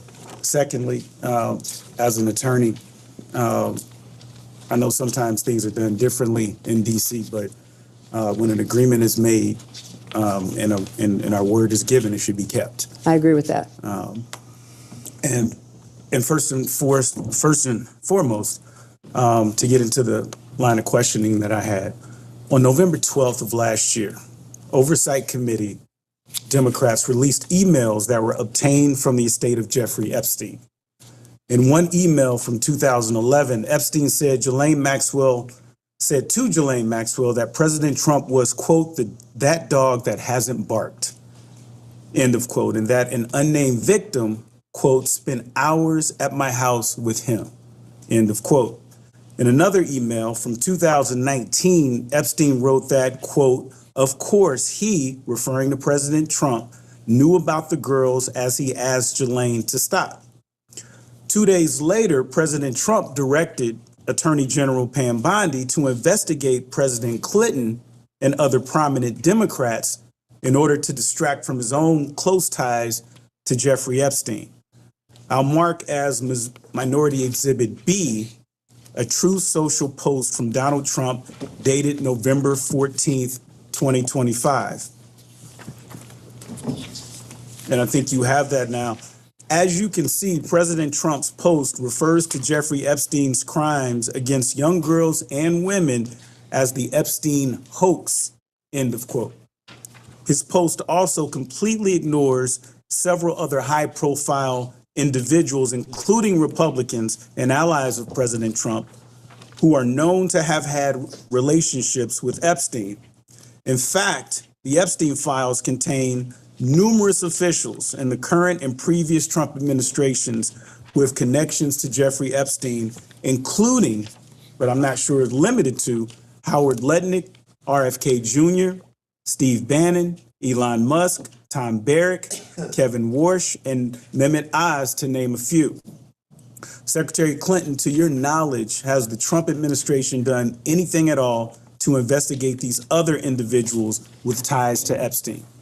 Congressman, I know of nothing, just reading the press. I obviously have no inside information that there has been any effort whatsoever to investigate the names that you just mentioned or any others who might have credible information about Jeffrey Epstein's crimes. And I think that's where this committee comes in. You are not beholden to the Justice Department. You have an independent Article I jurisdiction. You are the co-equal branch of government, and you have the responsibility to pursue what the Justice Department apparently is failing to pursue. The other point I would make is, having observed President Trump up close and personal for a number of years now since I ran against him, he has a tell. He has a behavioral tell. Whenever he is worried about being found out himself, he accuses somebody else of doing what he actually has done. And it's just a pattern with him. So it's no surprise to me that all of a sudden, what he promised in his campaign to reveal, everything about the files, and then when his people began looking in the files and realized how potentially incriminating they were of him, all of a sudden, that was no longer the focus. It was blaming Democrats, talking about a hoax, saying move on, there's nothing to see here. That is a typical pattern of President Trump's behavior, which speaks louder than all the words that he speaks and all of the Truth Social posts that he makes. He clearly knows what he did. He knows what others did, because remember, one of the emails that has come out recently is he called the police chief of Palm Beach at the time Epstein was arrested, according to reporting, to say, "I'm so glad you got him. I'm so glad you're stopping him." Well, how would he know that? How would he know that?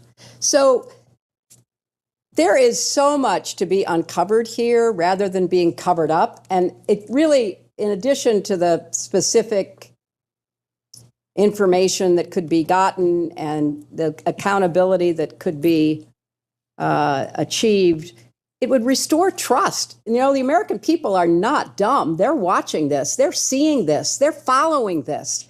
And it's just one more example of, you know, us not doing the kind of work that would build trust in finding out, you know, the truth, not just for the victims and survivors, but for the American public. I just have a couple quick questions. Howard Lutnick recently went so far as to lie about his close connections with Jeffrey Epstein, but the truth came out with the release of the files. Secretary Clinton, is Howard Lutnick still employed as the Secretary of Commerce in the Trump administration? So far as I know. Secretary Clinton, in your opinion, why has Donald Trump ignored these other prominent figures who had close ties to Epstein? I can't speculate on that, Congressman. I think it's a worthwhile question to ask, and I think it certainly should be asked by this committee. And lastly, in light of everything, not just what I think was an embarrassing leak earlier, do you believe your deposition today is a good faith exercise? I can't conclude that. I think all the information, such as it is, that I have could have been delivered in a sworn statement, could have been delivered in written interrogatories.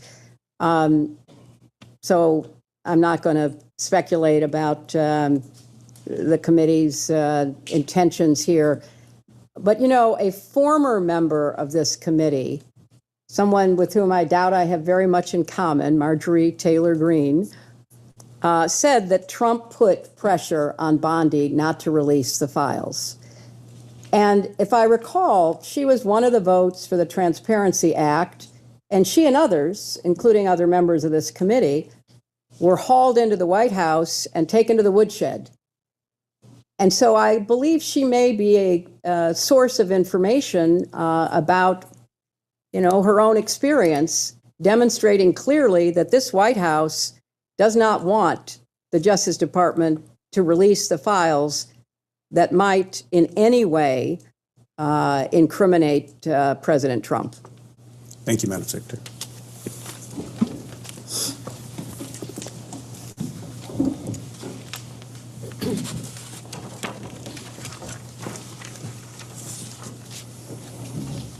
Thank you so much for being here, Madam Secretary. Some of this was briefly touched upon, but as you know, there is wide speculation among the public that Jeffrey Epstein may have been affiliated with domestic intelligence agencies and services. Alex Acosta, for example, Secretary of Labor in the first Trump administration, allegedly said that Epstein, quote, belonged to intelligence, end quote. We know that Acosta has denied the statement, but it nonetheless raises questions about Epstein. You obviously served in a variety of highly sensitive positions, allowing you to access some of our nation's most sensitive and secretive information. Either during or after your time in government, were you ever made aware of Jeffrey Epstein having any kind of relationship directly or indirectly with a United States intelligence agency or service like the CIA? I was not, but obviously I served in the Senate and don't recall anything like that ever being presented. I was on the Armed Services Committee, so perhaps there might have been a mention if there was any relevance. And in the State Department, I don't recall any information like that at all. And were you ever made aware of Ghislaine Maxwell having any kind of relationship with an intelligence agency or service I was of the not. United States? Thank you. Now, during the committee's deposition of former Attorney General Bill Barr, he indicated that, quote, many American businessmen who have foreign contacts sometimes will talk to intelligence agencies and provide information to them. Are you aware of Jeffrey Epstein having these less formal interactions with the CIA or any other domestic intelligence? I'm not aware of any intelligence connections of Jeffrey Epstein at all. And that applies to foreign intelligence? Yes, as it well. does. Okay. I want to move to... But I do think, Congresswoman, as I said earlier, your questions are well taken. There are so many threads of this investigation that need to be followed. You are talking about the intelligence. We have talked about the sexual abuses. And we also should be following the money.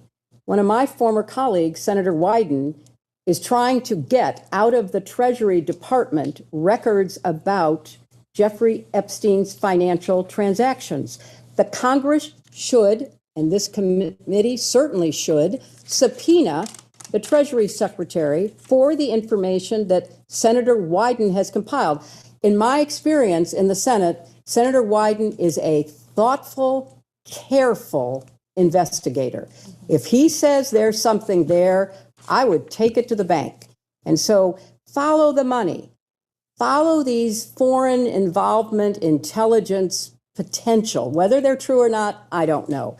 And of course, follow whatever leads you can get out of the emails and other information that are being put forth by either DOJ or the Epstein estate or anybody else on, the crimes that he committed. Thank you. That brings us to the issue of transparency, which is related to what you just said. You and President Clinton have been very clear about your desire to testify publicly before this committee. In fact, on February 5th, 2026, you posted on social media, quote, "If you want this fight at Rep. James Comer, let's have it in public." You love to talk about transparency. There is nothing more transparent than a public hearing, cameras on.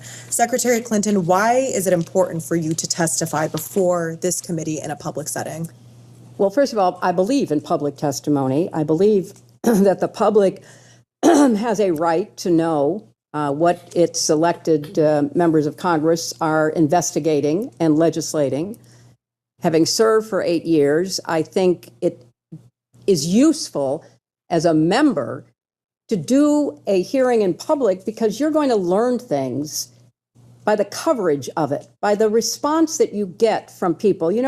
This hearing, if it were in public, maybe your question about intelligence, maybe somebody watching it would have said, "Oh my gosh, I just remembered having a conversation with Foreign Minister X or Prime Minister Y, and that person mentioned Jeffrey Epstein." Most people are not going to look at the video, they're not going to read the transcript, but they will follow a live public hearing. So I think it actually enhances the work that those of us who've been privileged to serve are doing and can do. So to me, it is just an absolute prerequisite for doing the kind of legislative and investigative work as effectively as possible by doing it in public. And did you know that you would be photographed today? No. And is that at all part of what you had understood about the terms of the agreement for today's deposition? Well, I will confess that I had some concerns about whether the majority on the committee would treat me fairly and would, fairly convey what I say and what I did and how I looked and how I responded. So yes, I did have a concern. And when we learned about the photos being taken not by a staff member, but by a member, it was shocking and very disappointing. So if it were in public, we wouldn't have that debate. Everybody could see the same thing that the Congresswoman saw. I'm sitting here, sometimes I'm smiling, sometimes I'm frowning, sometimes I look good, sometimes I don't. That's all in public. Everybody can have the same view rather than, an angled photo and all the rest of it. So it was disappointing, and I regret that it happened, and it violated your rules, but that's not the real concern I have. The real concern is get busy. Focus on the people that have something to tell you, that can tell you about intelligence, money, and crimes, and get them before you, and whenever possible, do it in public. And finally, do you think that Donald Trump should be deposed by this committee? Absolutely. I was a lawyer, and as a lawyer, you would look for pattern and practice.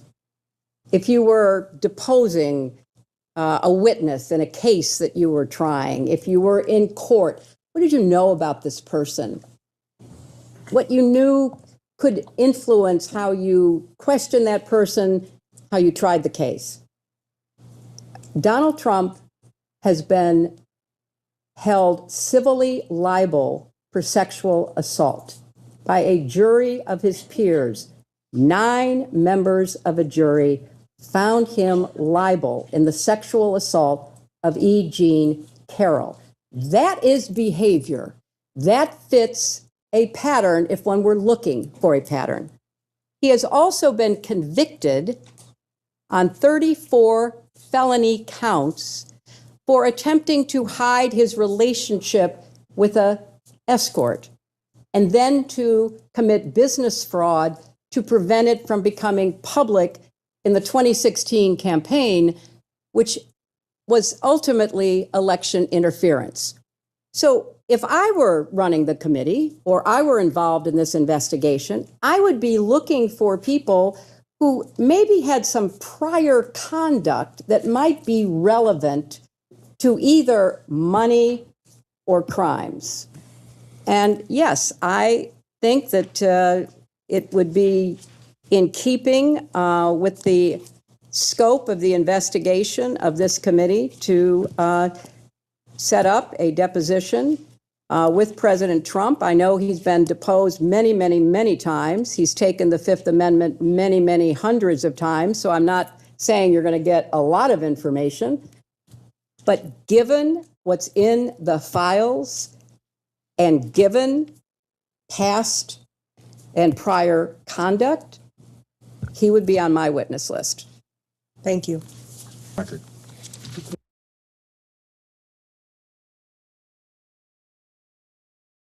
All right, we'll go back on the record. It is 2:49 p.m. I believe Chairman Comer has something he would like to say. Yes, and thank you, Madam Secretary, and we appreciate what you said in the last round of questioning. I want to be very clear. This committee is taking this investigation very seriously. We are following the money. We have a history of doing that over the past 2 years. I wrote the Treasury Department requesting suspicious activity reports related to Jeffrey Epstein. Treasury has been in full compliance, and our staff has spent untold hours reviewing those documents. I know the minority staff have also reviewed those documents. Anytime we subpoena anything, both sides get it. Based on the suspicious activity reports, I then issued subpoenas to 2 banks, Deutsche Bank and JP Morgan. The banks, those 2 banks are also in compliance and continue to produce thousands of pages of records. And I will say this before I turn it over to Representative Mace. This investigation is made very difficult when witnesses drag out negotiations for more than 6 months and violate their duly issued subpoena. So that's one reason when we're dealing with very powerful people that have the best attorneys out there, it's very difficult when it takes 6 months to get witnesses in. So I just wanted to mention that, and I'll yield to Ms. Mace. Thank you, Mr. Chairman. Madam Secretary, thank you for returning this afternoon. Secretary Clinton, is your husband someone the committee should investigate? My husband will be here tomorrow. You'll have a chance to ask him questions. So my question is your husband someone this committee should investigate? Asked and answered. Apparently you are. You've subpoenaed him. He's going to be here tomorrow. In your testimony before the break, you discussed why you believe President Trump should testify before our committee due to a, quote, pattern of behavior, end quote. You testified that a pattern of behavior warrants accountability. So I want to make sure I understand your standard correctly. The pattern of behavior you describe includes being held civilly liable, indictments, sexually deviant behavior, correct? Yes. In 1998, your husband was found civilly liable for sexual misconduct with Paula Jones and settled for $850,000. Is that correct? Yes. By your standard of pattern of behavior, should your husband testify before this committee? He is testifying tomorrow. On December 19th, 1998, President Clinton was impeached on charges of perjury and obstruction of justice, which directly related to his extramarital affair with Monica Lewinsky. Is that correct? Yes. And your husband was impeached for perjury related to sexual behavior, correct? I didn't understand what you said. Your husband was impeached for perjury related to sexual behavior, his sexual behavior. He was impeached for several reasons, and then was acquitted in the Senate. And your husband flew on Jeffrey Epstein's plane 17 to 26 times, correct? He made several trips with different legs on the trip, as I recall. But he flew on Jeffrey Epstein's plane Yes, he 17 to did. 26 times? Were you aware that Secret Service was dropped on some of those flights? That is not my understanding. Where they were not on some of those flights? That is not my So understanding. your understanding is that Secret Service was on all of the flights that President Clinton was on? That is with my Epstein? understanding. By this standard of behavior, multiple credible accusers, including Juanita Broderick, who alleged rape against your husband was disbarred in Arkansas, lost his law license before the Supreme Court, flew on Epstein's plane dozens of times, visited Epstein's island. That is not true.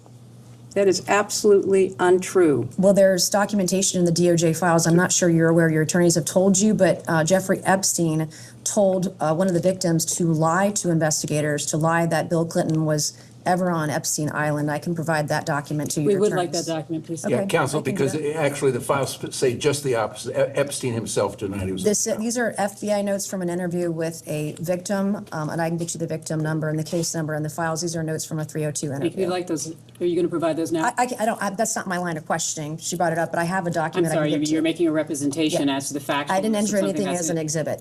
But it's factually inaccurate. No, I can give it to you later. I can go find the document, make copies of it, and give it to you this afternoon. Thank you so much. Okay.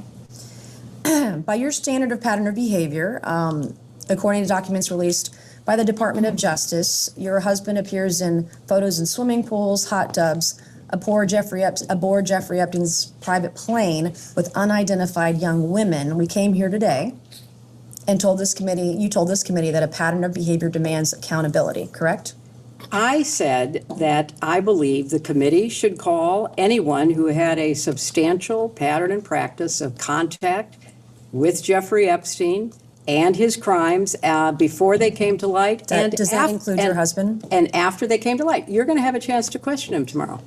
So I'll ask you again, by the standard you just set, in your own words just now, does this standard apply equally to your husband or only President Trump? I have said that my husband has been subpoenaed. He will appear.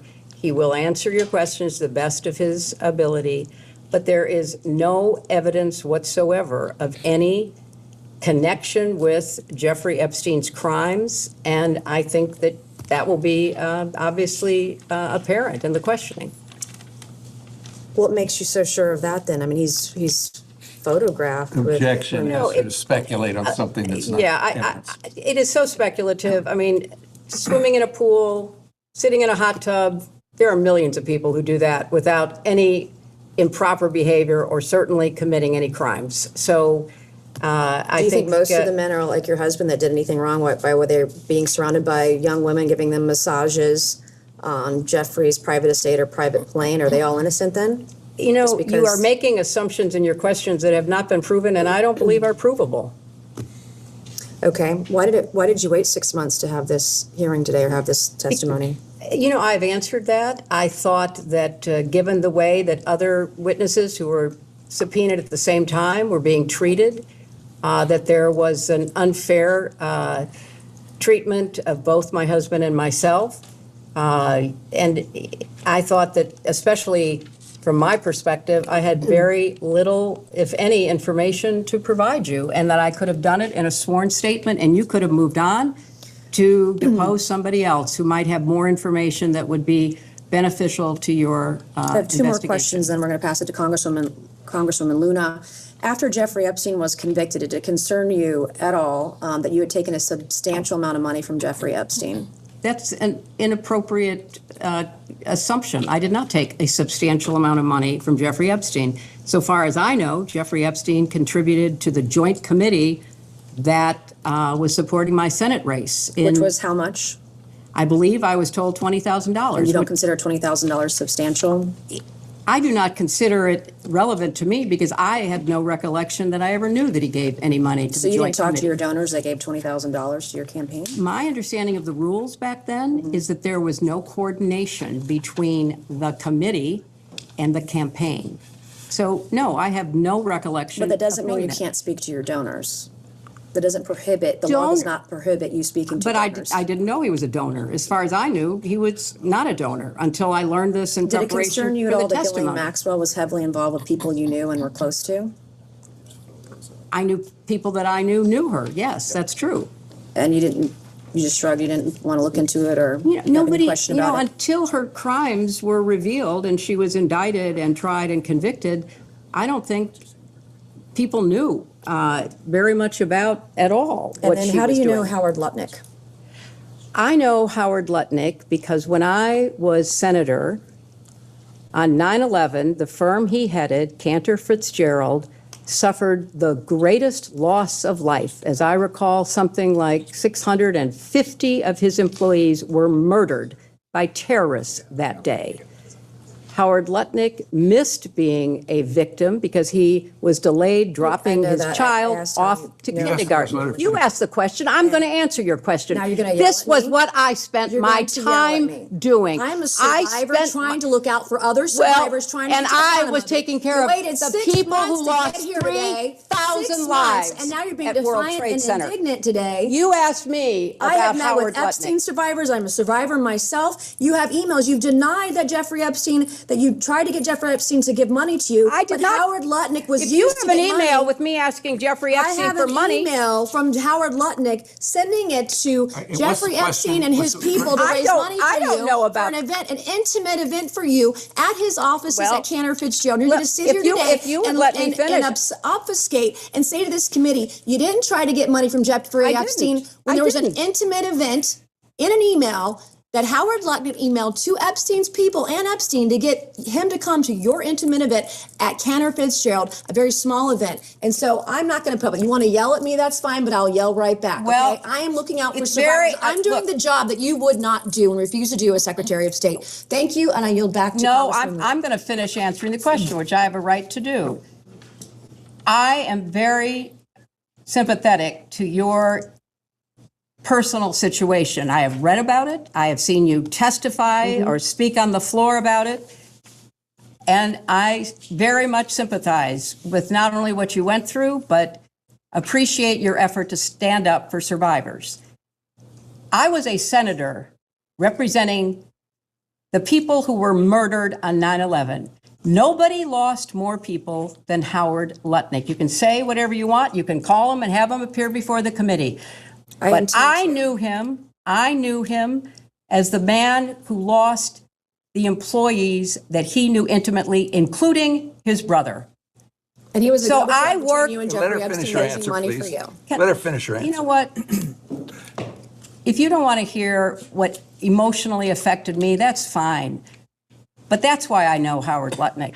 I went to the memorial service every 9/11 after the formal service was held. I see what you're with doing here, all- and you're with obfuscating all from of the his questions. He was people, the go-between families. between you and Jeffrey Epstein raising money for Well, you know, Howard Lutnick and I did work Thank you. I will together now yield because to we had a Congresswoman lot of Warner. victims Thank you. to take care of, and we worked together to rebuild downtown Manhattan. That is how I know Howard Lutnick. Why don't you, want to get over here? Fine, I'll do the heavy lifting. Or you could like it later. Yeah, I got it. move over. Yeah, you do move over. Makes sense. Yeah. Yep.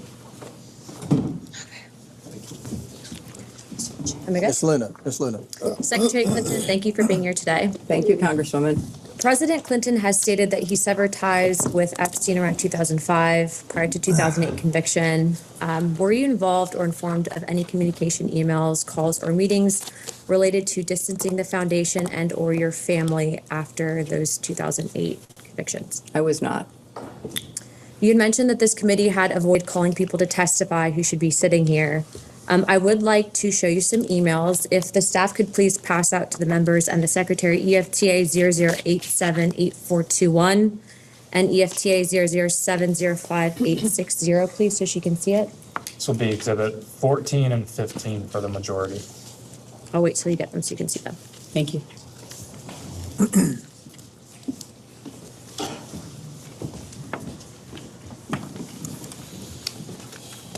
Thank you very much. Thank you very much. Okay. Yes, we want. There's two, are there two separate? Yes. Thank you. And I'm going to pass them down because I have more from my colleague. And one more. Thank you so much. I appreciate that.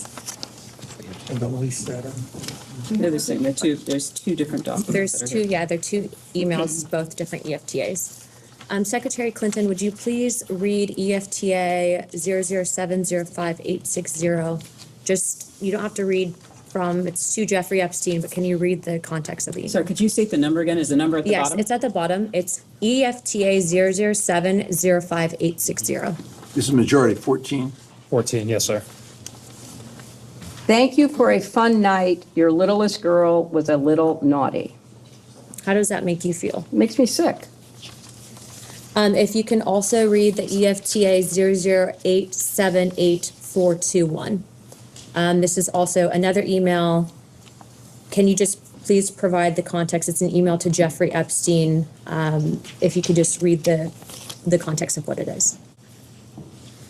Of course, the Ohio Jesus, I'm coming trick. And just the main body of the context of the email. Said that she felt God's presence next to her when she was in bed. She knows that Jesus watches over her and he helped save her life. Whoops. How does that make you feel? It's bizarre. I don't know what it means. The reason I asked you to read both of these is because these emails were both sent by co-conspirators that were then given the plea deals and now have been given victim status. Both of these women were also named an FBI document, and they're on a number of other emails. Do you believe that the Department of Justice should reevaluate the plea deals for some of these women, given that, as you can see, they have clearly done some things probably that they shouldn't have? I don't know the status of whether that would be legally possible, so I have no opinion. I think outside of the statute of limitations, they might be able to reinvestigate under the civil rights violations. Would you be in favor of that, or looking into any of the co-conspirators that were given plea deals down to victim status if there's credible evidence that they were trafficking young girls? I think it should be pursued. Hold on. I'd like to also show you another EFTA, if the staff can also pass this to the secretary. It's EFTA 016562217. Should be Exhibit 16 for the majority.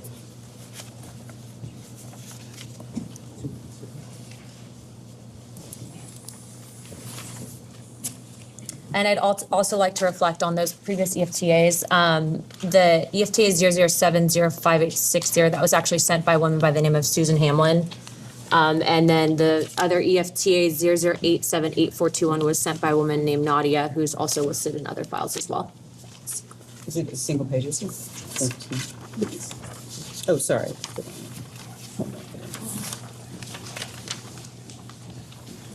Secretary Clinton, this was actually out of an FBI briefing document when Epstein was in his New York trial. If you can look at the top left, the individual photo, who is that individual? I can't tell. It's such a small, blurry picture. Okay. For those that want to pull up the file, the photos of Jeffrey Epstein, this is actually a passport that was given. The individual's name is Marcus Robert Fortinelli. Do you think that this is a sign or a telltale sign of intelligence operations and pseudonyms? I can't speculate. I don't know. Okay. Victims have stated to this committee, both Democrats and Republicans, that during Epstein's time, during his day camp jail is what I'll call it, that he was also in active communication with Bush's CIA director. They also had stated that he had active ties to Russia, Israel, and Iran. Given your status, not just as a First Lady, but also in your secretary position, have you ever been targeted by any of these countries as a means of a foreign intelligence gathering operation? Are you aware of potential vulnerabilities? Yeah, I was targeted by Russia in the 2016 campaign. I mean, I think that's pretty well known. What about Israel or Iran? I don't know about either Israel or Iran. Okay, do you believe that Epstein was running potentially a honeypot operation with intelligence gathering operations to collect information on high-profile individuals, both Democrat and Republican, in the United States, in an effort to sway our foreign policies? Is it possible? I have no direct knowledge, but I think it's one of the areas your committee should investigate. Do you think it's possible? Well, it's certainly possible. It's a tried and true technique of certain intelligence agencies. Do you believe that he was using honeypots in an effort to? I can't speculate. I don't know. Okay, and on the topic of transparency, Secretary, were you ever denied access or did you ever inquire on the topic of UAP or Gilgamesh in your official or personal capacity and why? I was never denied access because I never asked for access. Okay. In the efforts of having a transparent government and restoring faith within our country, do you believe that the American people deserve access to those topics? I do. Subject to any national security implications, I think the information should be made available. I think that's been ordered, or at least I read that it had been ordered. And lastly, before I yield my time, Chairman Comer, do you believe that you were personally a target of an intelligence gathering operation specifically pertaining to Ghislaine Maxwell or Jeffrey Epstein? I have no reason to believe that. I don't have any information. Okay, thank you, Chairman. I yield my time. Thank you. Representative Fallon. Switching. Yeah.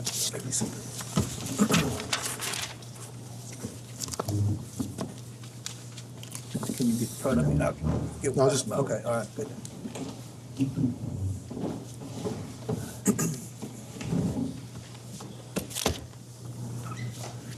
Afternoon. Hi. Could you identify yourself? I'm Yes, sorry. sure. Pat Fallon, 4th District of Texas. Pat Fallon, okay. Native of Massachusetts, but no one would vote for me there. I moved to Texas. So, Matt, I'm a pretty simple guy. I just want to keep things simple and just ask you some questions, give you a chance to respond. So July 25th, unanimous oversight subcommittee voted to subpoena yourself and your husband. On the 25th of August, Chairman Comer issued a lawful subpoena, which I would think it's fair to say you didn't cooperate. There was a lot of delays. It was August. We're now in February. The deposition was set in December, then it was delayed and moved to January, and now here we are in February. We all get accused of things. The higher you go up in the ladder, the more people are accusing things. If I don't have anything to hide, I'm eager to come in and testify. I just find that interesting. Why the delay for 6 months? Well, I think, as I've said,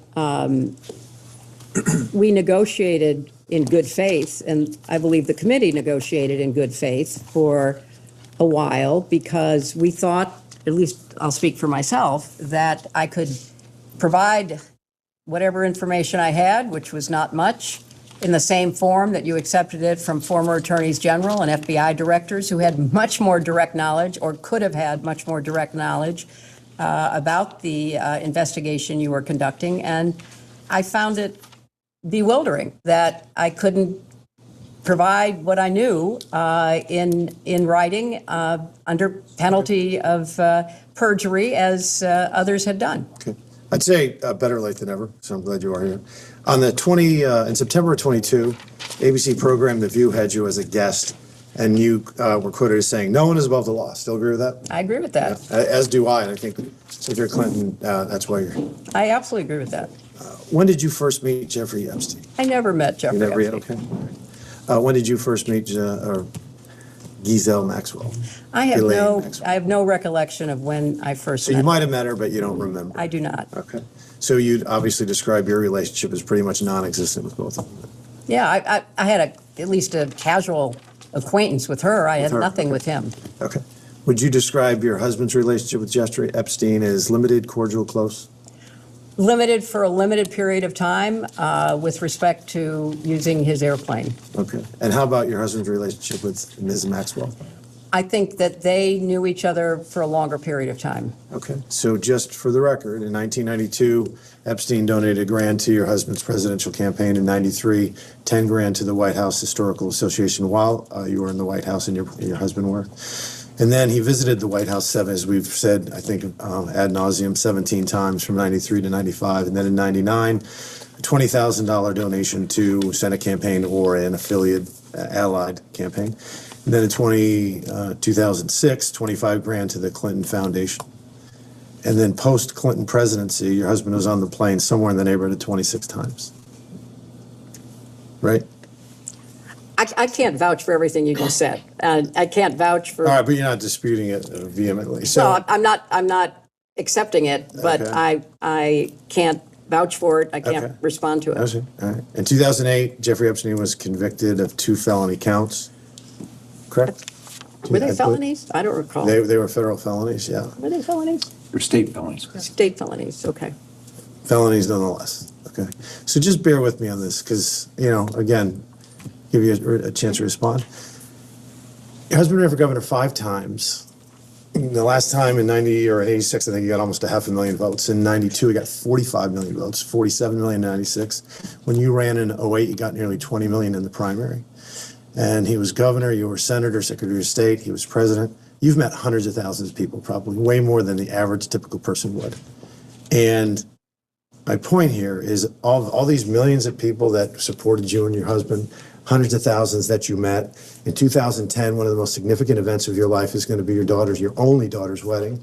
You have 500 wedding guests from all reports. That means, and there's a groom involved, so you're distilling down to 250. Only 250 people can attend. And it's your testimony that, how did Ms. Maxwell end up at the wedding?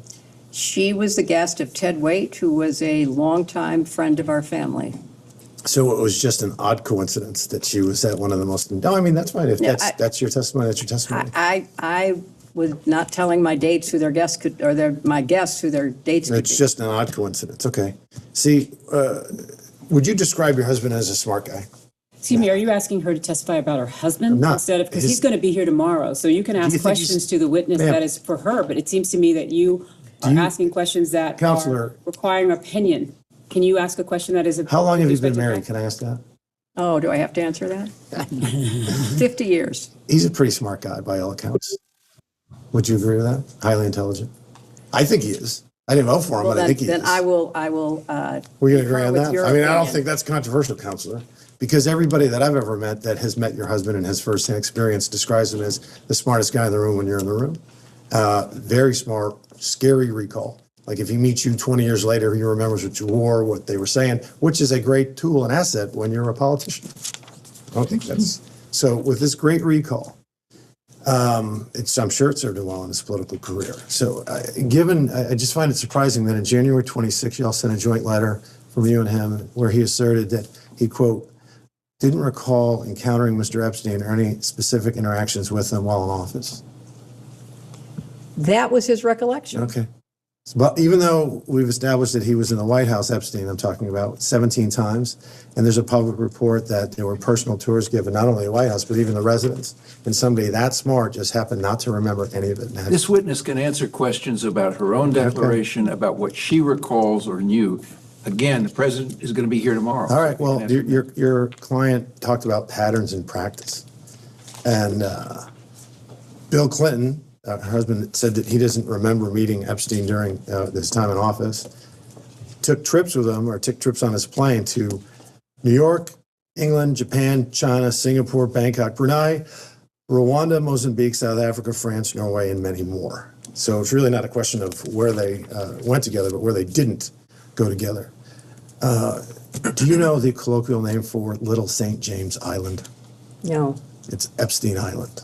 Okay, I'll refer to it in both contexts.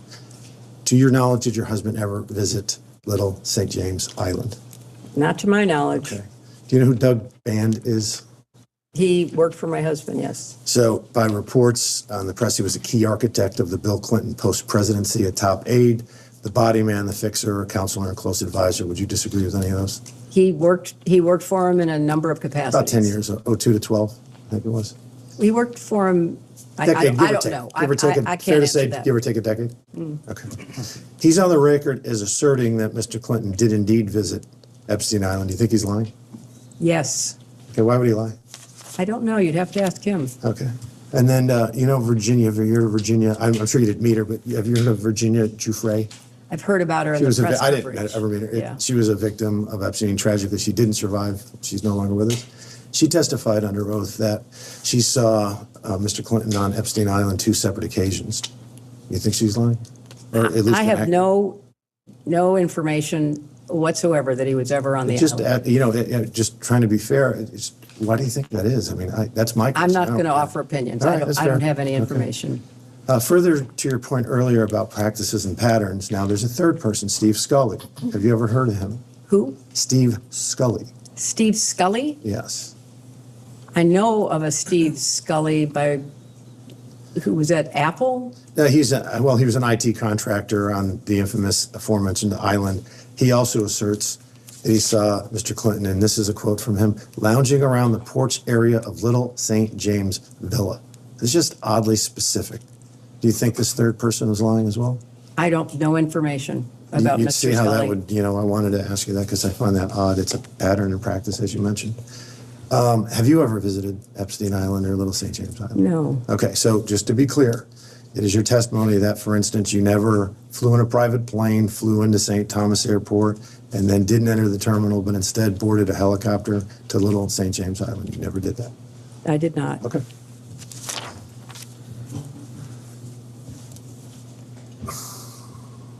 So Virginia Giuffre, who we just talked about, who we all found highly credible, I think, bipartisan, in a bipartisan manner, stated that Mr. Clinton walked in a Vanity Fair and threatened them and that they better not write an expose detailing the crimes of, quote, his good friend, Jeffrey Epstein. Do you find that troubling at all?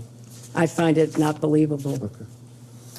Let's turn to the current administration and president, because you said some pretty choice words of the administration and President Trump, aggressive and even some coupled with incendiary claims about President Trump and his DOJ. You fair to say that you would not describe them as transparent? I would not describe him as transparent. Okay. How about you were an enthusiastic supporter of Joe Biden and Vice President Harris when each of them respectively ran for president? I was. Okay. Would you describe the Biden-Harris administration as an administration that was committed to transparency? To the best of their ability. Okay. You also asserted, and if I get this wrong, please let me know, that, or at least insinuated that President Trump was closer to Epstein than your husband, socially. I think there's an enormous amount of evidence that goes back many, many years demonstrating their relationship. Okay. Do you know how many times Jeffrey Epstein visited the Trump 45 White House? I do not know. By all accounts and evidence, 0. And how many times did he visit the Clinton White House? I don't know. It was 17 times. How much did Jeffrey Epstein ever donate to Donald Trump politically? I have no idea. There was 0. But we have established that he donated to either you or your husband or your committees 21 grand. Not to agree? I have no information that is personally based about their relationship. Jeffrey Epstein donated $35,000 to foundations. One was a $10,000 donation to the White House Historical Society in '93 when the Clintons, your family, was in the White House. He donated, and then there was that 2006 donation for 2006 donation to the Clinton Foundation. He's donated similarly to the Trump White House, never, no foundations either. How many pages of the Epstein files were released by the Oversight Committee in 2021 to 23 when the Democrats were in the majority? I have no idea. It was 0. But there was also an ongoing investigation of, I believe, Ghislaine Maxwell during that time period. So the answer is, I can share with you, is 0. How many pages did the Biden Department of Justice release from the Epstein files from 21 to 25? I have no personal information. I have read that because of the trial of Ghislaine Maxwell, that was not done, but I have no personal information. Yeah, okay. Well, that was 0, and that ended quite a little bit ago now. There were no images and there were no videos. When you compare the GOP Oversight Committee, when we took over in January 23 to present, there were 65,000 documents that had been released. And then how many videos? There was nothing under the Biden administration. There was no images as well. There's been 180,000 images, 2,000 videos, and now over 3 million pages. So when you compare them, it's an odd definition of who's transparent and who isn't. Last thing, we have established that there's a $20,000 donation that Jeffrey Epstein made to an affiliated allied campaign to get you elected to the presidency. Have you returned that or donated that? Once, like, he got convicted in 2008 of 2 felony counts. Have you ever returned that $20,000? It didn't come to my campaign. I was not So you've never donated that to charity, that $20,000? I've donated many, It'd be good many, to hundreds donate of it perhaps thousands of dollars. to Congress, I'd like to know the facts in the record that shows that Jeffrey Epstein donated to her presidential campaign. No, he's talking No, about the it's, Senate the- campaign, I think. Yeah, I'm sorry. He was and talking not- about presidential campaign. Oh, Yeah. 1998 was the Senate, you're right, I stand corrected. But yeah, I think that would be a nice gesture. I yield. Right. Next up, Representative Cloud from Texas.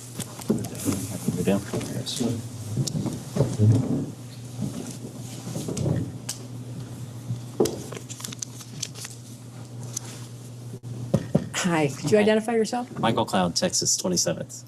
Michael? Cloud, C-L-A-D. Okay. And thank you for being here, Madam Secretary. Mhm. You were asked if Jeffrey Epstein played a role in shaping the Clinton Global Initiative. Is it correct to say that you have mentioned that you do not know whether this was the case or not? I have no information. We have a letter, of course, from Epstein's lawyer stating that he was, and I quote, was part of the original group that conceived the Clinton Global Initiative. If you do not know, who would know?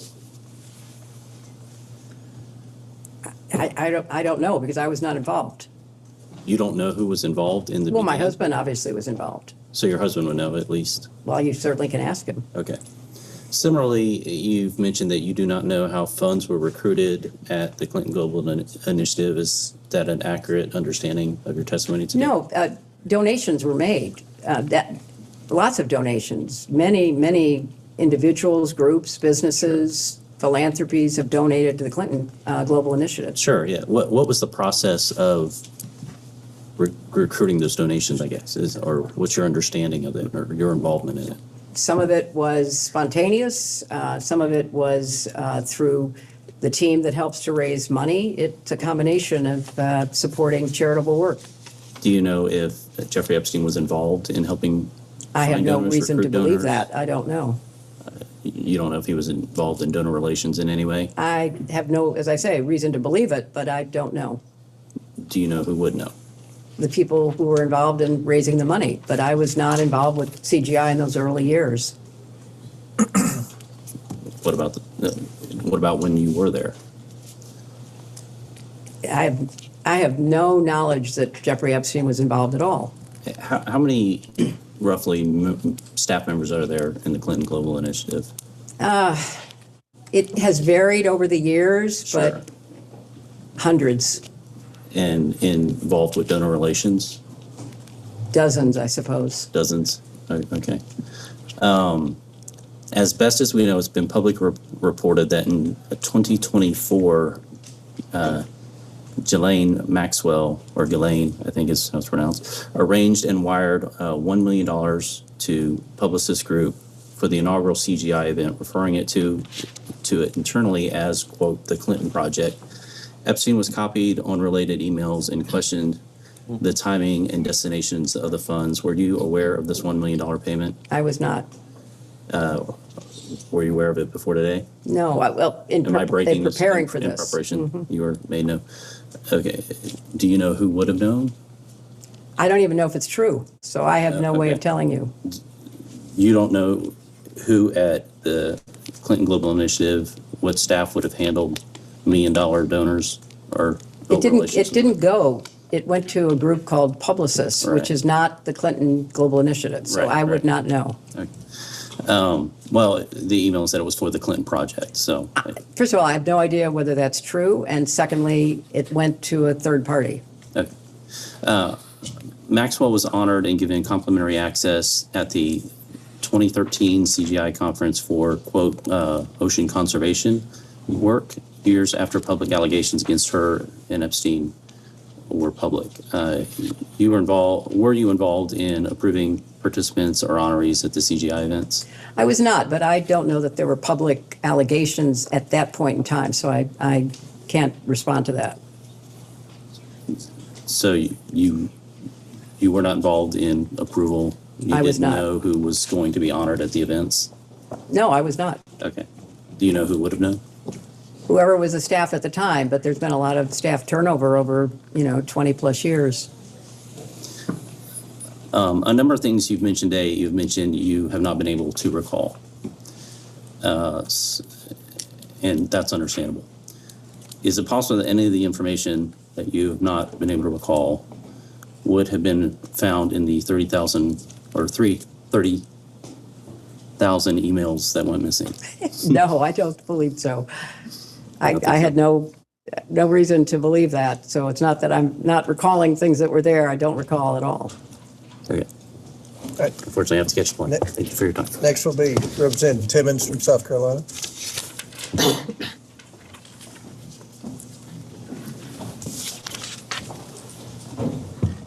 Madam Secretary. William Hello. Timmons from South Carolina. Thank you for being here today. Throughout this deposition, you've seemed to be a bit incredulous, indignant about being here. Do you think it's inappropriate, it seems? I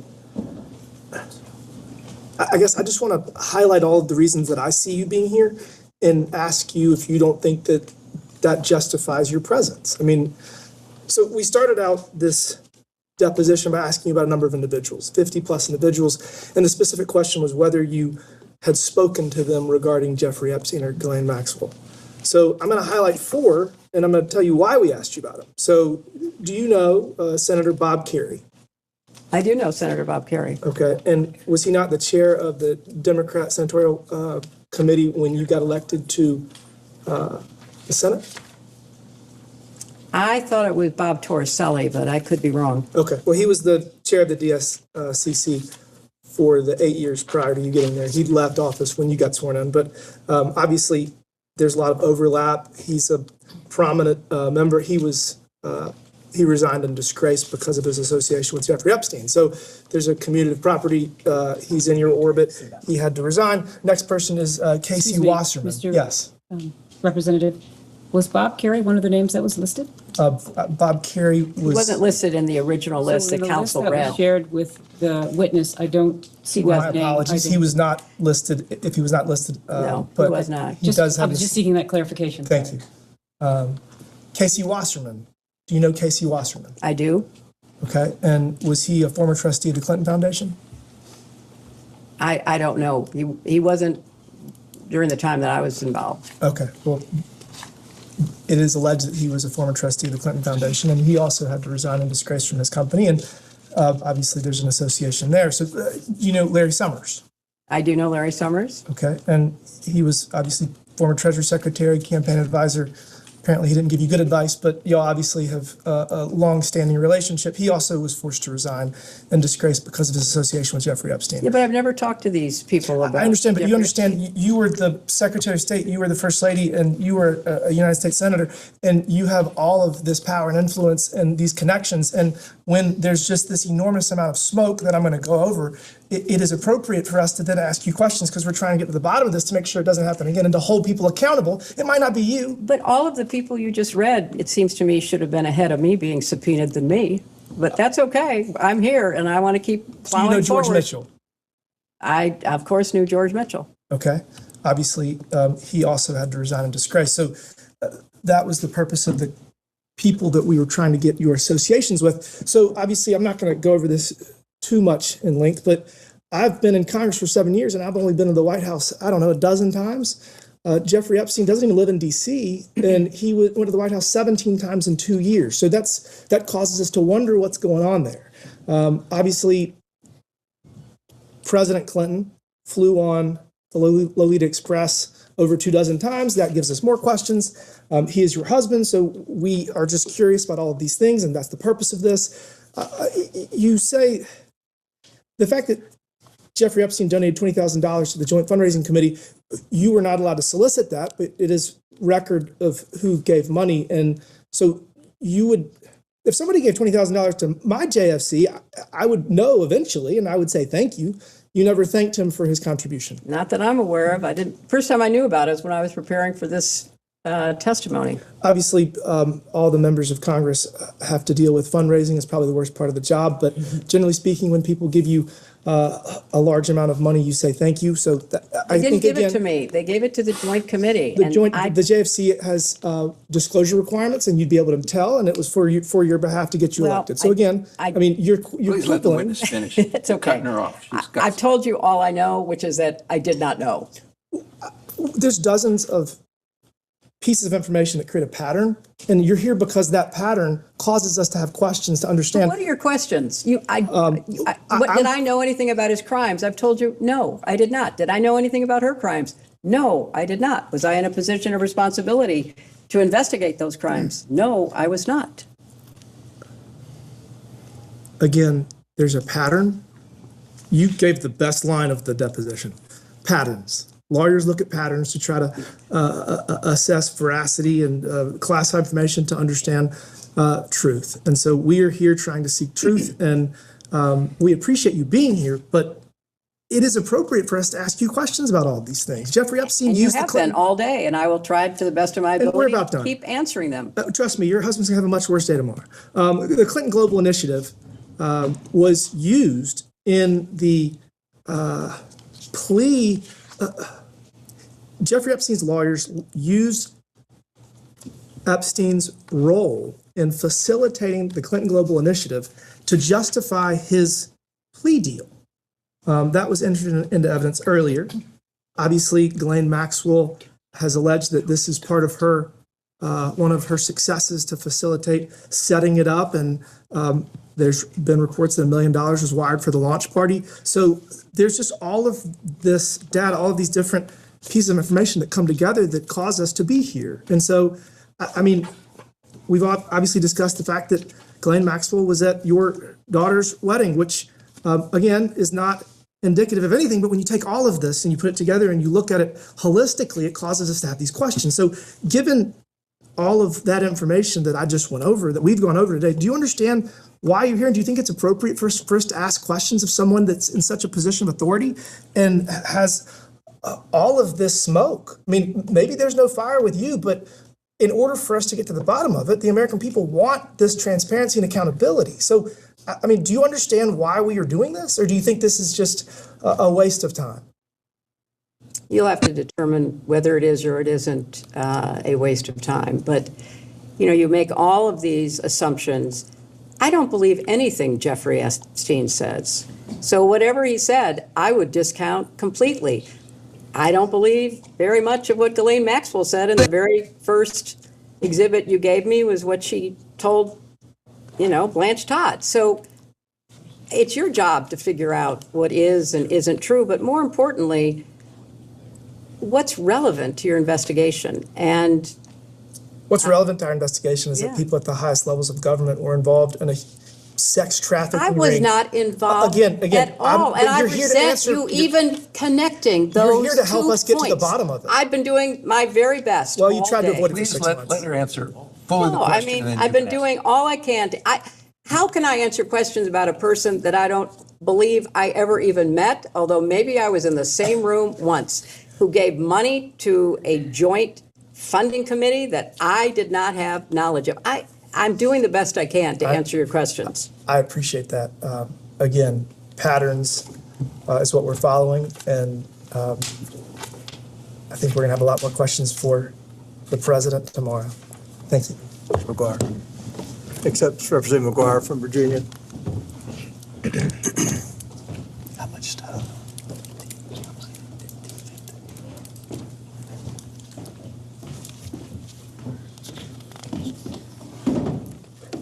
Mr. Chairman. Can I just have a time check so I know where we are? We have approximately 15 minutes left. Madam Secretary, thank you for being here today. You know, I think the American people, I represent Virginia's 5th district, the Commonwealth of Virginia, and the whole United States. We all want transparent accountability, and I would imagine you want the same thing. Is that right? Mm-hmm. Human trafficking, rape, torture, these things are unspeakable evil. Would you agree with that? I would. You know, I was a Navy SEAL veteran during the time your husband was in the presidency, and we did a lot of missions to go against the cartels and go after human traffickers and people who did all these unspeakable things. Question for you, have you read the released Epstein files? I've read excerpts as they've come to my attention. Would you agree that there are unspeakable acts of violence against women, minors, and other people in there? I'm told there are. And just curious what your knowledge is, how many files, how many Epstein file documents were released during the 4 years of the Biden administration? I don't have any information about that. So what I'm being told is 0. And just how many files do you think have been released, Epstein files, since President Trump is in his 2nd term? Many, I've been told. I've been told over 3 million. And again, we both agree that we want transparency and accountability. I don't think it's a Democrat, Republican, or independent thing. I think it's just an American thing. We want accountability, and we need to have it. So would you agree that no one is above the law? I certainly would. Yeah. So since taking office, President Trump has done a lot to fight human trafficking. His admin secured the border in just a matter of weeks. And human trafficking numbers and the rape and all these unspeakable acts still exist in the world and even in our country, but they've gone down significantly. And of course, we've been going after cartels and human traffickers extremely aggressively ever since he took office in his second term. Congress and President Trump, we signed into law on January 2nd the Trafficking Survivors Relief Act. Have you heard about this? So we're definitely making progress. So I heard you earlier say that we weren't doing anything. I was talking President about the Trump. State Department. Well, we work together, but I'm with you. Also, it's just twice I heard you say that you didn't know about the donation from Maxwell. And according to FEC and our research, you can, as a candidate, even back in the 90s, coordinate with JFC, Joint Fund. Excuse me, could you correct your statement? You said that she didn't know about Maxwell. Do you mean? No, I'm just saying, you she meant said that twice she Epstein? couldn't. You're talking about Epstein. No, right, that's right. Twice she said you couldn't communicate with the JFC. Well, that's what I was told. Maybe And my. according to FEC and the report that we did in the last couple hours, Yeah. you could do that. Not a big deal, just letting you know that. All right, some questions. Madam Secretary, since you claim you never met or communicated with Mr. Epstein, how is that possible, seeing that Mr. Epstein visited the White House several times? I may be repeating some of the other questions. Several times during your husband's presidency. I object because that's speculative, Congressman. I'm not advising her not to answer, but it's speculating. She doesn't know. Madam Secretary? I don't know. It's okay. I don't know how many times he visited. I've been told, but I don't know for my own information or personal experience. Yeah, apparently he was there 17 times, but at least there's more than a dozen. All right, Secretary Clinton, did you ever ask Ms. Maxwell about the validity of the Epstein crimes when he was first accused? I don't recall any conversation with her about that. And how well did you know her? Not very well. All right, Secretary Clinton, how do you feel about your husband being named in the Epstein files? Well, I think it's, something that is unfortunate. And I'm sure that he will tell you that he wished he had not flown on Epstein's plane. So that's, it's unfortunate in my opinion. Secretary Clinton, did Ms. Maxwell's nephew, Mr. Alexander Gerazi, I may be saying that wrong, work for your 2008 campaign? As I said earlier, he volunteered for my campaign. He did a good job. My campaign staff hired him.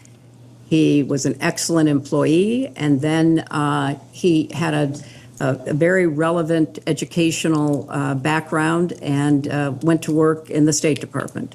And Secretary Clinton, was Ms. Maxwell nephew, Mr. Alexander Gerazi, hired by the State Department shortly after you became Secretary of State? Yes, he was. And Secretary Clinton, by all accounts at this time of his hiring, Mr. Alexander Gerazi had limited foreign policy experience.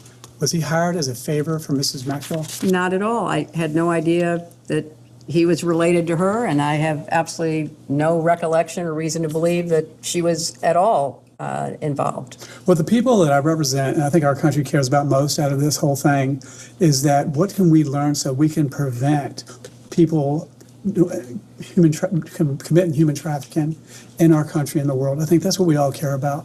We care about that. And then how did someone with such egregious behavior penetrate the highest level of government? Are world leaders compromised? Are American politicians compromised? As you read the Epstein files and read the reports, overwhelmingly, Epstein donated more to Democrats by far than he did Republicans. You served as Secretary of State from 2009 to 2013, is that correct? That's correct. The State Department leads the United States' efforts to globally combat human and sex trafficking. Is that a fair characterization? It is the responsibility of the State Department to try to hold countries accountable through our annual report and to work with countries to try to encourage them to improve their laws and their enforcement. In fact, Secretary of State is responsible for submitting an annual trafficking in persons or TIP report. Is that correct? That is correct. And Secretary Clinton, can you please explain what this report is? What is the purpose of the report? What was your role in the creation of this report? And did you have a final approval of the contents of this report, the TIP report? This report, I believe it's legislatively mandated, is put together by the experts in the State Department and people who are responsible for following developments in trafficking through our embassies around the world. And what it does is to try to assess whether countries are taking trafficking seriously, whether they have adequate laws, whether they're enforcing those laws, whether judges are trained, whether law enforcement takes the crimes seriously. And then every year, the office responsible for the TIP report evaluates and describes what a country was doing. And in egregious cases where countries are ignoring it, where the problem is getting worse, there can be sanctions employed. But usually the effort to stay out of the report in a negative way helps us diplomatically to persuade countries to take more action. Okay, so to be clear, were TIP reports submitted to Congress during your tenure? Yes. And was human trafficking in the United States increasing or decreasing during that time?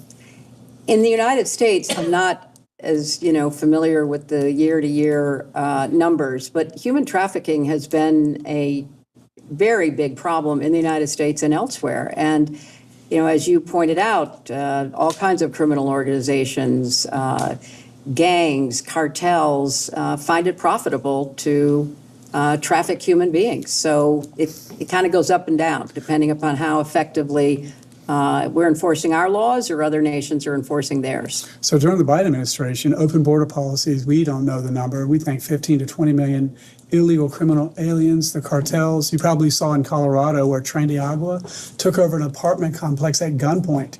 And one guy called the police. They cut his fingers off and said, if you call the police again, we're going to cut off your hands. So would you agree that having a secure border is very important to prevent these cartels and these human traffickers from coming into our country and victimizing the American people? I have been in favor of secure borders and effective, humane immigration policy for as long as I've thought about it. And when I ran for the Senate, when I ran for president, I advocated for security at our borders, but also additional resources so that we could process the people who came to our borders in a more efficient and timely way. I voted for comprehensive immigration reform on a bipartisan basis when I was in the Senate. So yes, I absolutely agree that we need secure borders. Yeah, so what are the tools, because we want to get to the bottom of whatever, this unspeakable evil, whoever's at fault, we need to stop it from happening again. So I'm just wondering, what other tools does the State Department have to foster international cooperation and address international sex trafficking? How can we utilize these tools? Now, obviously, we've been very effective in the first year of President Trump's second term, but going back into what you run when you were there, what could we do? I think, the efforts that we attempted to deploy in terms of sanctions, in terms of pressure, coercive diplomacy to try to make countries, either have the laws or comply with the laws were the tools that we use diplomatically. Law enforcement uses other tools. We are not a law enforcement agency in the State Department, but we did our part to try to work jointly with law enforcement, not only the Department of Justice, but law enforcement in other countries. And I think that that's why it was hard to understand why one of the decisions made in the State Department was to, gut that office, because I do think it plays a role. I mean, it's not the, law enforcement role, but it is an important informational, educational, diplomatic effort that can pay off. And now we don't have the resources that we need there, in my opinion. Do you think that world leaders or maybe American politicians are compromised with people in the Epstein network to allow them to have this evil go on in our country, New Mexico, Epstein's Island, and all that? I have no information about any of that. If I take you at your word, or we take you at your word, you let Epstein and his close associates, close to your family, close to the Clinton Foundation, do you feel like you made a mistake? I never met him, so I have no way of judging. I never met him, and I wish he'd been stopped in 2008 instead of given a slap on the wrist like he was. Thank you. And with that, we will end this majority's hour now. Got the record.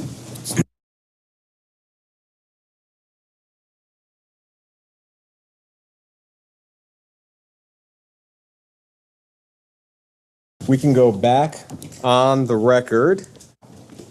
Ma'am, I have just a few questions about things you discussed in the previous round, then I'll turn it over to a member of the committee.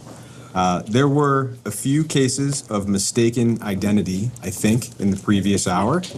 So, for one, we understand that Bob Torricelli was the DSCC chairman when you ran for Senate, not Bob Carey. I think you got that one right, and we just wanted to confirm that for you. In addition, John Scully is a businessman who at one point was the CEO of Apple. Steve Scully is some kind of IT person in the Virgin Islands. Am I correct to say that you do not know Steve Scully, the IT guy in the Virgin Islands? That is correct. Great. You were asked several times, and I just want to get it clean here in one place, whether your husband visited Mr. Epstein's island in the U.S. Virgin Islands. Firstly, to be clear, you yourself did not visit Mr. Epstein's island. Is that right? That is right. And am I right that it's your understanding that your husband also did not visit Mr. Epstein's island? That is my understanding, and I think there is significant evidence to back that up, including that the Secret Service actually went on the record to say they had never been on the island and that my husband had never signed off Secret Service protection. You took my next question, which was to clarify that as far as... Let's clarify it again. Maybe they'll hear it We'll this time. double clarify it, that as far as you know, your husband did not separate himself from his Secret Service detail in order to fly on Mr. Epstein's plane. As far as I know, he has never signed off on Secret Service protection. One last one for me. Former Attorney General Alberto Gonzales was Attorney General at the time that Mr. Epstein received his sweetheart deal. As far as you know, was former Attorney General Gonzales required to physically come in for his deposition as you are today? As far as I know, former Attorney General Gonzales was not required to come in. He gave a statement, a very short statement, saying he didn't know anything and was excused from appearing. But I think it would be useful for the committee to probe the information that was available between Alex Acosta and the Department of Justice during that period of time when Jeffrey Epstein was charged with crimes. Lastly, I will just read the names of some other individuals who were subpoenaed by this committee in connection with this investigation, and I'll just ask you if it's your understanding that those individuals were required to physically come in for a deposition. Former Attorney General Jeff Sessions. It is my understanding he was not required. Former FBI Director Robert Mueller. He was not required. Former Attorney General Loretta Lynch. She was not required. How about former Attorney General Eric Holder? He was not required. And former Attorney General Merrick Garland? He was not required. And former FBI Director James Comey? He was not required. Thank you. Madam Secretary, good Hello, afternoon. Congressman. Thank you for your patience today. As we've discussed today, you served in a variety of official roles from 1993 to 2013, First Lady, Senator from New York, Secretary of State. During your time in any of these positions, did you have responsibility for the investigation or the prosecution of Jeffrey Epstein? I did not. During your time in these positions, were you ever involved in any investigation or prosecution of Jeffrey Epstein? I was not. Which agency, just given your experience and knowledge, what are some of the agencies or agencies that would have been involved or were involved in those kind of investigations and prosecutions? I don't know personally, but just looking at the responsibilities of various agencies, it would be local, state, and federal law enforcement, and at the federal level, obviously the Department of Justice. It might well have been border control and other FAA or TSA, other agencies that had anything to do with transportation. But in your experience, not first ladies, senators, or secretaries of state? In my experience, none of the above. In any of your roles, did you ever seek to influence the government's, any level of government's activities, investigations, prosecutions related to Jeffrey Epstein? I did not. Similarly, during your tenure in these positions, did you have responsibility for the investigation or prosecution of Ghislaine Maxwell? I did not. Were you involved in the investigation or prosecution of Ghislaine Maxwell? I was not. Thank you. During your tenure, did you ever seek to influence any level of government's investigation or prosecution of Ghislaine Maxwell? I did not. Okay.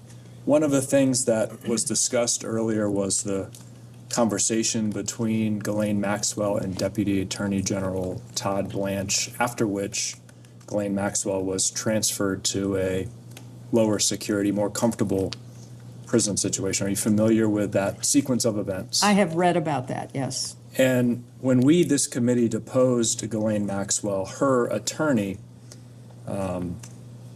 requested a pardon on her behalf, or rather stated that if she were pardoned, she would be at liberty to share more information with this committee and others. Are you familiar with that? Have you read about that? I read about that.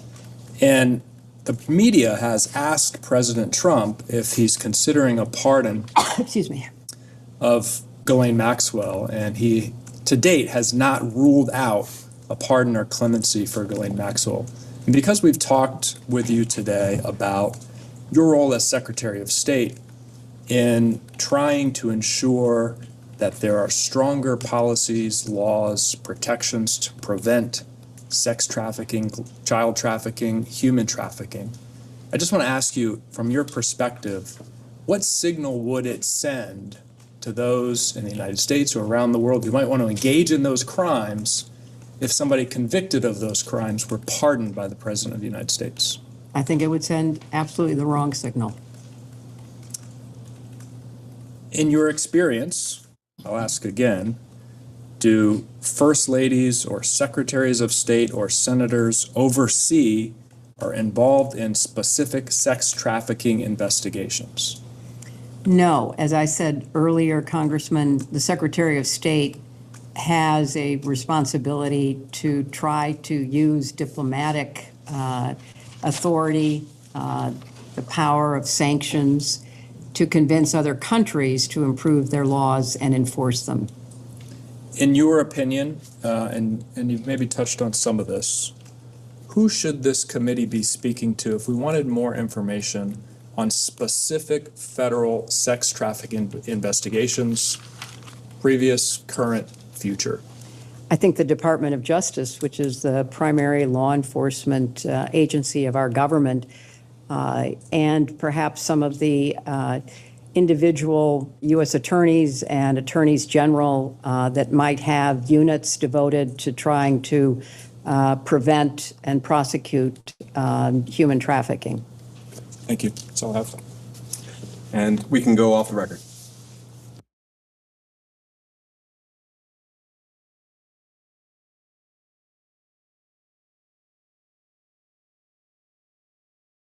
All right, we will go on the record. It is 4:17 in the afternoon. Mr. Burleson has a few questions for you. So I'm going to begin with some lighthearted, different questions. And you're welcome to ignore them or if you want to, but while I have you here, I just have to ask. So when your husband was president, it was Lawrence Rockefeller had an effort to try to disclose UAPs. When you were running for president, John Podesta publicly stated that you would disclose these files if given the chance, if you had been president. Are you pleased to see that these files may be disclosed finally? I am pleased. As I say, I think they have to be carefully scrutinized so that no national security information is disclosed. But this is an issue of real importance to so many people, and I think whatever can be disclosed should be disclosed.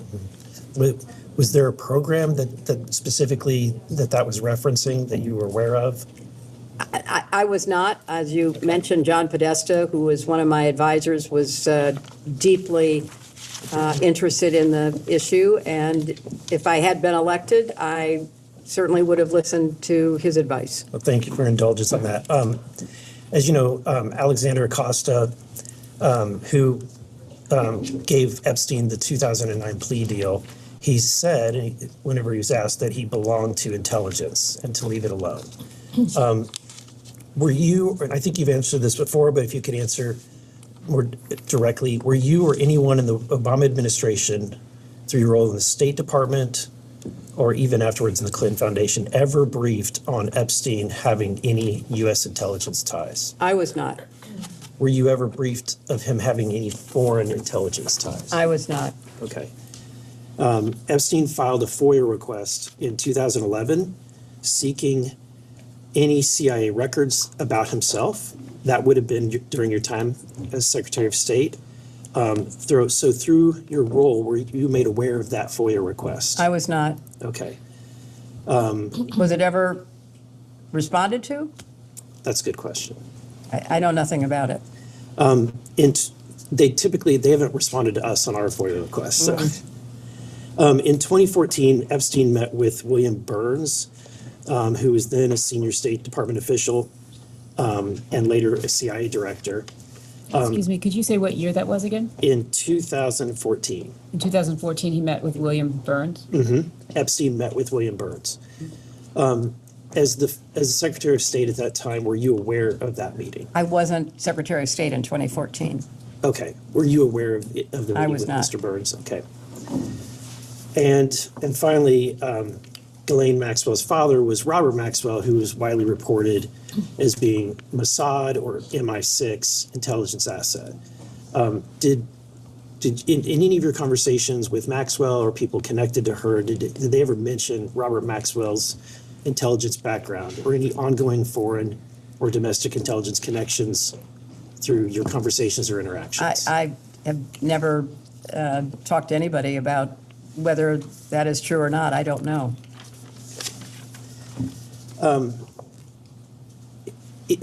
Were you aware that when Maxwell attended your wedding, she was skipping a court-ordered deposition in the Epstein victim's civil lawsuit? Excuse me, do you mean her wedding or do you mean her daughter's wedding? Your daughter's wedding, I'm sorry. When she attended your daughter's wedding, were you aware that she was skipping a court-ordered? I had no idea. I don't know anything about that. Is this the first time you're hearing that? It is the first time I'm hearing that. But at the time, she was going through that investigation. I knew nothing about it at the time, and so I can't respond. Okay. Later, Chelsea vacationed with Maxwell in 2009 and reportedly remained. That was before the wedding. Before that, she vacationed in 2009, was reportedly friendly with her. Are you aware, what was the nature of that relationship? I think you've described it. It was a friendly relationship. Is it safe to say that she was closer to Ghislaine Maxwell than you were? I had very little contact with Ghislaine Maxwell, so I can't speak to anybody else's relationship, only my own. But it's safe to say that she was closer. I'm not going to characterize it because I don't know. Okay.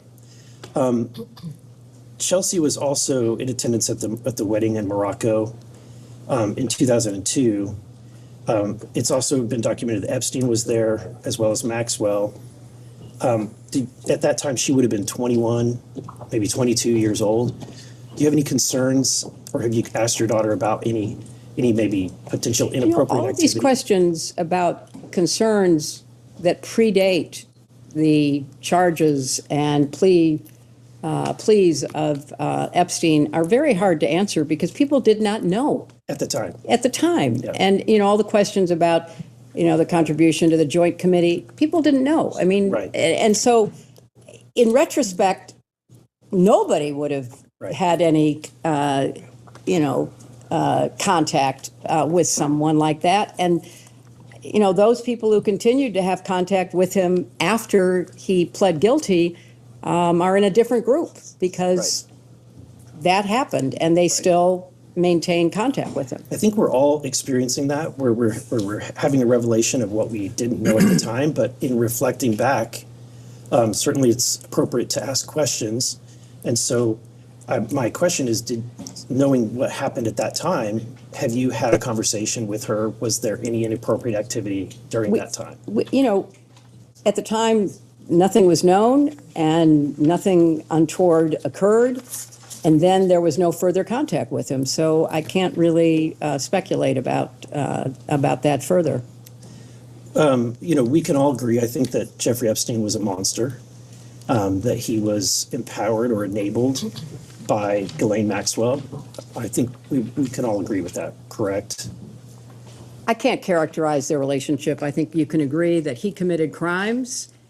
He was not fully held accountable for them, which could have stopped his predatory practices, perhaps, that continued for quite some time afterwards. And then he was finally indicted for serious crimes, and he was in prison, and then he mysteriously died. And with her, she was, you know, finally indicted, tried, and convicted. And I think you have to look at it in the chronological way in which it unfolded. Yeah, I think that there's varying degrees of culpability. She was certainly going beyond just being silent in her knowledge about the horrible acts that he was doing, but she was actually enabling him.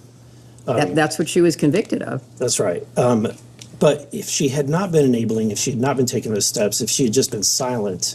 Are you asking me to speculate? I'm asking, would you agree that she would be culpable as well?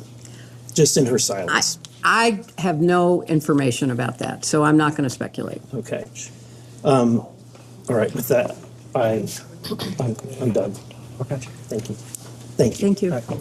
Next is Representative. This is sort of like off subject, but didn't you all require in the latest defense authorization that the UFO information has to be? What? They ripped it out. They killed it. Oh, I thought that had gone through. That was my amendment, and it got ripped out. Oh, okay. Well, you've just, I didn't know that, so thank you for enlightening me. Okay. Yeah, they've been killing it. I didn't know that. Next up's Representative Perry from Pennsylvania.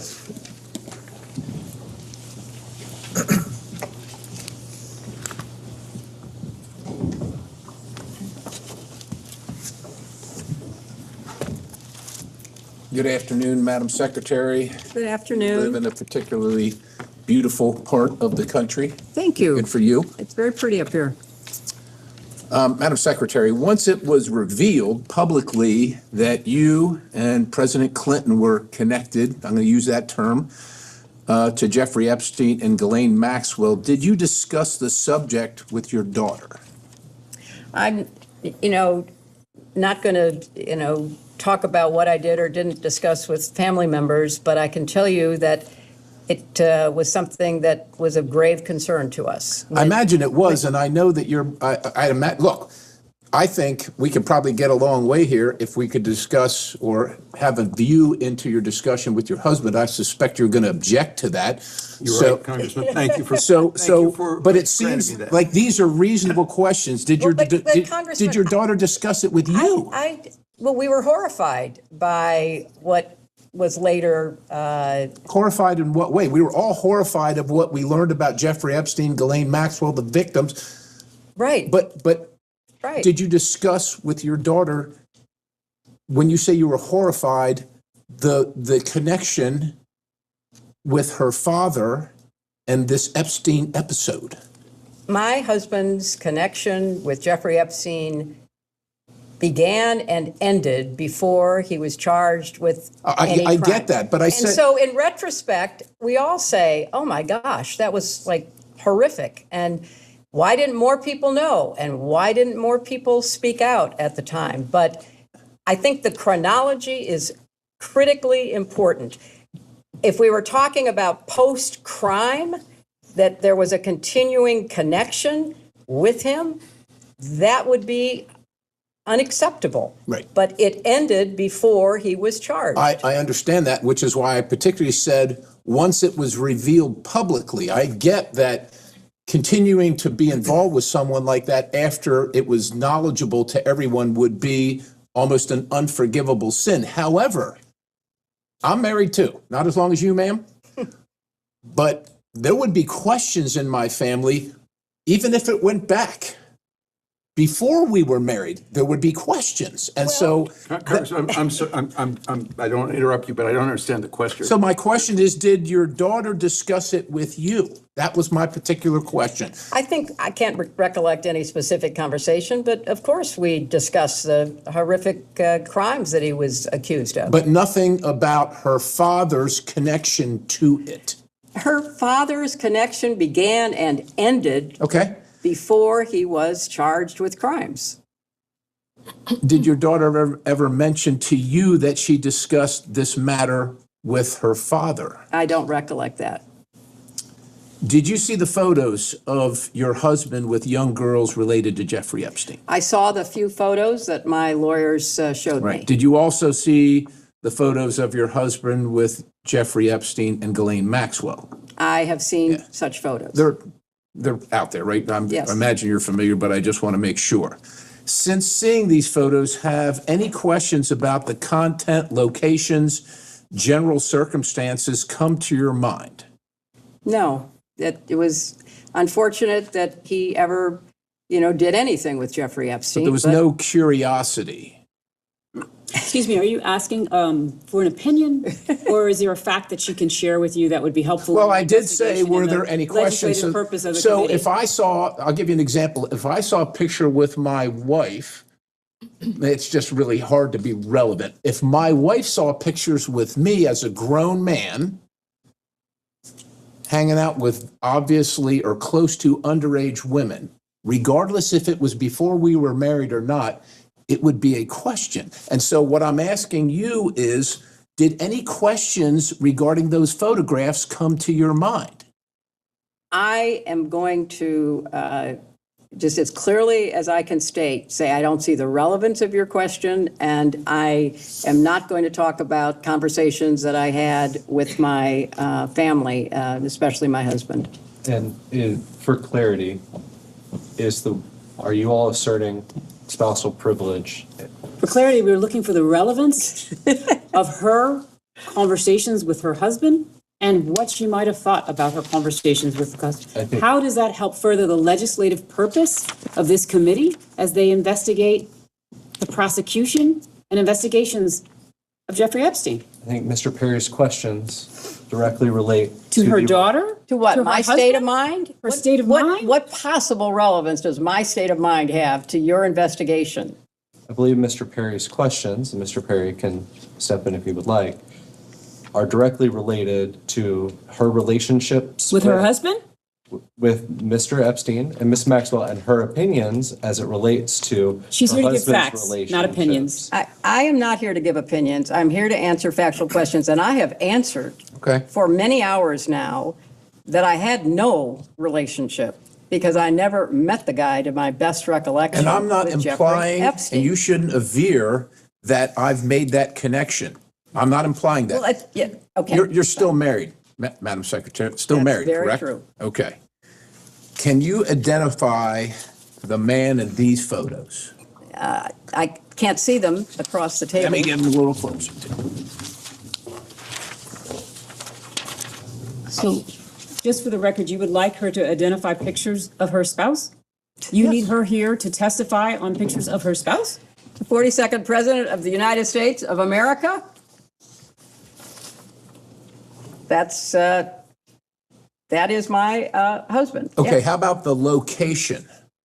I have no knowledge of the location. I have no context for the location. I know nothing about the location. If you were informed that that's on Mr. Epstein's plane that Do you like her to speculate based on your No, informant of that? ma'am, if you'd let me ask the question. If you were informed that was on Mr. Epstein's plane that is known to have frequented not only the island, but other locations where sexual abuse, horrific sexual abuse occurred, would you have any questions about those photos and who's in them? Objection, calls for speculation, states facts not in evidence. I'm not instructing you not to answer. Well, no, I'm not going to speculate. I'm not going to. Do you know the names of any of the young girls in those photos with Whose your faces husband? are blacked out, Congressman. Correct. I understand that. But the photos are out there. But are you saying she should be able to know who individuals No, I think are what that- I'm saying is that the photos are black? what I'm saying is that in a normal relationship, you would probably ask the person that you're sleeping with who that person in the photo is. There were so many things that I would like that to stay. I'd like that to stay on the record. Thank you. A question to which you could give a factual answer. Would be helpful. Are you aware of a single misstatement of fact from any person who you know or believe to be an Epstein victim? I have got no knowledge of all the statements of fact that, So at this point, the answer would be no. I don't know. I have no way of Please knowing. don't mischaracterize her statement. Are you aware that your husband's name is noted multiple times in the Jeffrey Epstein flight logs? I think everyone knows that he flew on Jeffrey Epstein's plane, as did many other people, including Donald Trump. Understood. Well, I don't know about that last one, but did you ever discuss that fact with anyone or any organization, that your husband's name appeared on the flight logs? I don't recall. I mean, I've talked about it with my lawyers and others assisting in my preparation, but I can't recall specifics. Are you aware of trips made by your husband on Jeffrey Epstein's numerous helicopters, whether piloted by Ghislaine Maxwell or anyone else? Objection. States facts not in evidence. I've never heard that. Are you aware of the allegation? No, I was not. The allegation does exist in the record. Is that something you're curious about, Madam I have no awareness of it. Questions are complete. Thank you, Madam. Next questioner is Ms. Bobert from Colorado.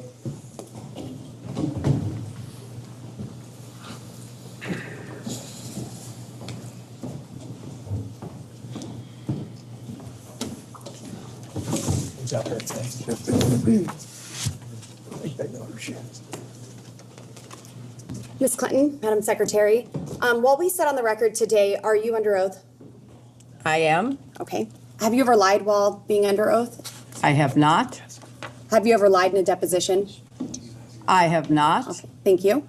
Have you ever transmitted any information to Epstein or Ghislaine Maxwell about the United States government? I have not. As has been mentioned many times here today, Bill Clinton flew on Epstein's plane at least 26 times, multiple international trips from 2002 to 2003, often with Maxwell. When and how did you first learn of these trips, and did you discuss them or review them with him prior to taking the trips? It's a compound question. I'm going to object to the latter part of it and instruct her not to answer on the grounds of when and how did you marital- learn of these first trips? Of these trips? I don't recall how I learned about them. I knew that he was traveling on a number of different planes owned by a number of different people, and I don't recollect having conversations about the planes. We talked about the work. We talked about the meetings that he had. We talked about his efforts to try to persuade countries to invest in low-cost And AIDS did you discuss who That's he would what be we talked traveling about. with? I did not. I don't have any recollection of that. Ms. Clinton, when did you first learn that your husband was spending time extensively with a registered sex offender? He did not after, he was convicted years after Bill stopped having any. Were there any activities that raised any red flags to think that he could be charged of sex crimes during the time? Are you that asking if she Clinton, has awareness? Yes. Of Jeffrey Epstein? Of any red flags being brought to your awareness, to your family's awareness, while your husband was spending time with Jeffrey Epstein? I have no recollection of anyone bringing any red flags to me. So have any of the victims of Epstein or Maxwell ever reached out to you in any way? I don't recall that. You do not recall any reason a victim may have reached out to you or your counsel? Excuse me, your question was, does she recall whether or not any victim reached out to her? And she said she did not have an awareness of that. Moving on, Ms. Clinton, are you aware of anyone ever telling your husband that they had damaging information about him that they would release? I have no awareness of that. Did Epstein ever ask you or Mr. Clinton for any favors of any kind? I never talked to Jeffrey Epstein. Did Maxwell ever ask you or Mr. Clinton for favors of any kind? She did not ask me. Did Epstein have any connection to or association with the Clinton Foundation? There's been the allegation that he did, but I don't have any factual basis for knowing one way or the other. Okay, and we have discussed today the small amounts donated historically, and the $20,000 to the to your campaign, the 1999 Senate campaign, $25,000 via affiliate. Excuse me, could you state for the record, it was not to the campaign, so if you wouldn't mind just stating. $20,000 to Hillary's 1999 Senate campaign? No, it was a joint, it was a joint Okay. state campaign. Joint campaign, okay, sure. Fun. Okay, so we have talked about those connections. In past public statements, as in 2017 speeches and interviews, you described Pizzagate as a baseless conspiracy theory, alleging you and others ran a child sex trafficking ring from a Washington pizzeria basement. Have you reviewed any 2025-2026 Epstein files that were released that you believe reference or relate to those specific 2016 claims regarding the Podesta emails, Comet Ping Pong Pizza used as code possibly? I'm sorry, does You're this asking relate? her about whether Excuse me. she's reviewed emails in In the the Epstein Epstein files. files, which relate to the wacky Pizzagate You scandal. could characterize it however you want. I just would like to know if she's familiar with any of them. So She's excuse me, commenting. your question is about whether or not she has reviewed any emails in the Epstein release files about Pizzagate. Correct. Pizzagate was totally made up. It was an outrageous allegation that ended up hurting a number of people, that caused a deranged young man to show up with his assault rifle and shoot up a local pizzeria.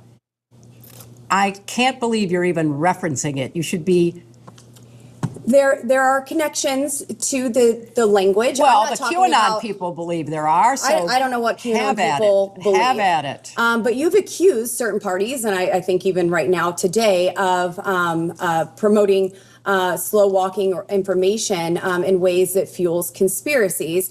In your view, did any Epstein-Maxwell related investigations or file handling pre or post 2019 contribute to or intersect with the spread of Pizzagate-style theories about Democrat figures? Objection. I have no way of answering. That is the most speculation. ridiculously.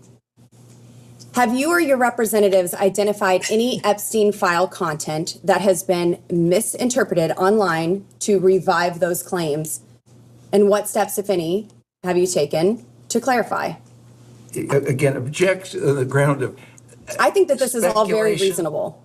Well, first of all, I don't follow the crazy conspiracy stories that are online.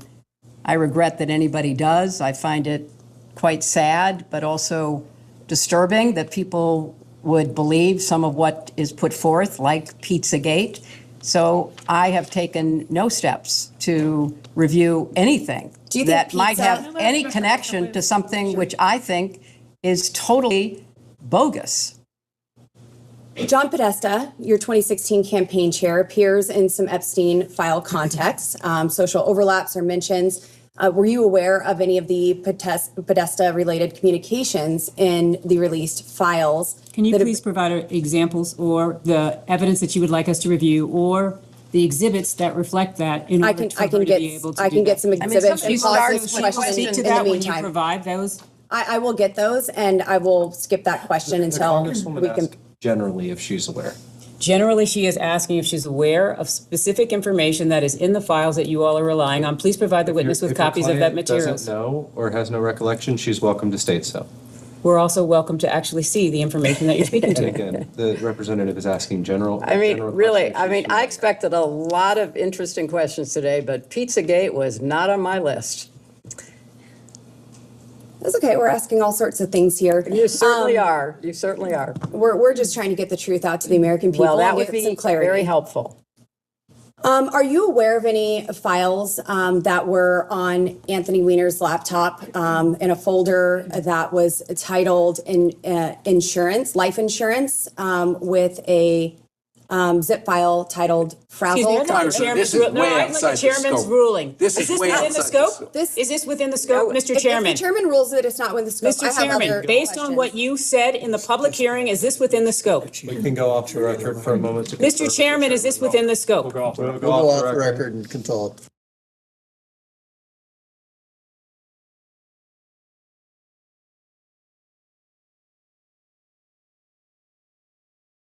We'll go back on the record. Madam Clinton, you have stated that you do not recall meeting Jeffrey Epstein and have no links to him. Have you reviewed any photos, emails, or records from the released Epstein files that might refresh your recollection of any encounter, event, or introduction involving him? Excuse me, before, you are stating that with respect to her, an interview, or with respect to what she has stated here today? I'm asking in general, has anything that you have viewed since the release of the Epstein files brought any sort of recollection of an encounter with Epstein? Not that I recall. You acknowledged meeting Ghislaine Maxwell on a few occasions in connection with the Clinton Global Initiative. Please describe each meeting in detail. I did not. I said that, actually, in response to a question, which posited that she had come to the Clinton Global Initiative in 2013, I stated I did not have any involvement in that, and I did not recall seeing her there, but I have seen photos that she has been there, and in 2013, she was very active promoting this ocean work that she was doing, and apparently everybody from the UN to CNN to the TED Talk people thought it was worth giving her a platform. Madam Clinton, one of the jobs you did for the CGI was helping and maybe even directing the planning of the annual meetings. Is that correct? No, the staff plans the annual meeting and they make a report and we offer suggestions. In 2013, Maxwell was recognized ASA Committed to Action leader. She made a commitment in 2013 along with hundreds, maybe thousands of other people. So I find it notable that in 2011, Doug Band says that he directed the Clinton Foundation staff to bar Maxwell from receiving an invite to CGI or the Clinton Foundation events. I would like to know who overruled Doug Band's suggestion to bar Maxwell. Based on hearsay, states facts not in evidence. You can ask the witness if she knows anything about that. I know nothing about that. One moment, Ms. Boebert. The federal rules of evidence don't apply in depositions with. That's fine. I don't know anything about it. Okay. And so would you also not have any indication that who she was personally recommended by to receive such an award? I was Secretary of State. I was not involved with the CGI planning or operation. Your husband presented that award, or is that true? I have no idea. Okay. And then just a couple of more questions. So regarding the Epstein files, there are many files where Jeffrey Epstein seems to speak as though he does know you personally. In one file, EFTA 006571115, Mr. Epstein is commenting, and he quotes, "Hey, Hillary Clinton is much prettier in person." This was Tuesday, September 20th, 2011. And then another. Congressman, I'm not going to object to that. Congresswoman, can we see the documents, because we don't think the we will get that document says it. printed. We don't Okay. think the document Okay. says it. Not that you're not pretty. I've got to say that. Jeffrey Epstein has I'll take it if I can also get it. commented that meetings with Hillary are not easily discreet. Has he ever connected someone to meet with you? Not that I'm aware of. Okay, I'm going to let my colleagues ask some questions and maybe I'll be back. Thank you. Thank you. And I'm going to let staff. Secretary Clinton, just to circle back on a few things. You mentioned that your daughter Chelsea had a friendly relationship, is that correct, with Ms. Maxwell? I believe so. And did Chelsea tell you what made the relationship friendly? Again, it was through Ted Waite, the longtime friend of ours. That's how, you know, I certainly met her. So Chelsea met Glenn Maxwell through Ted Waite as well? I believe that's right. And I believe you testified earlier, Ted Waite's been a family friend for like 30 years or something to that effect. Early 90s, yes. And having a friend that long, did you never discuss Miss Maxwell with Mr. Waite? I don't discuss the relationships of my friends. That's up to them. And so to be clear, you never discussed Miss Maxwell's relationship with Mr. Waite? Not that I recall. You know, shortly, as my memory is that shortly after the wedding, on July 31st, 2010, shortly after that, they broke up. And shortly after that, he married somebody else. I know nothing about the relationship. I'm just describing what I believe was the chronology. Understood. And upon that breakup, as you said, Mr. Waite never said anything to the effect of why they broke up? Not to me, he didn't. Circling the 2013 CGI annual conference has been brought up on a few occasions today. Yes, indeed. I believe you said you did not remember seeing Miss Maxwell there, is that correct? I do not recall seeing her there. And you had no interaction with her at all? Not that I recall. After this 2013 annual conference of CGI, did anyone raise any concerns to you about Miss Maxwell being there? Not that I recall. Separate from just the 2013 event, did Mr. Band ever raise concerns about Miss Maxwell to you? Not that I recall.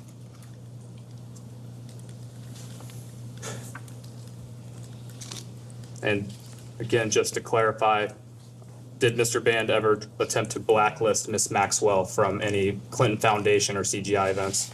Not that I know of, but I can't say that I would have known. When did Mr. Band leave the foundation? I don't know.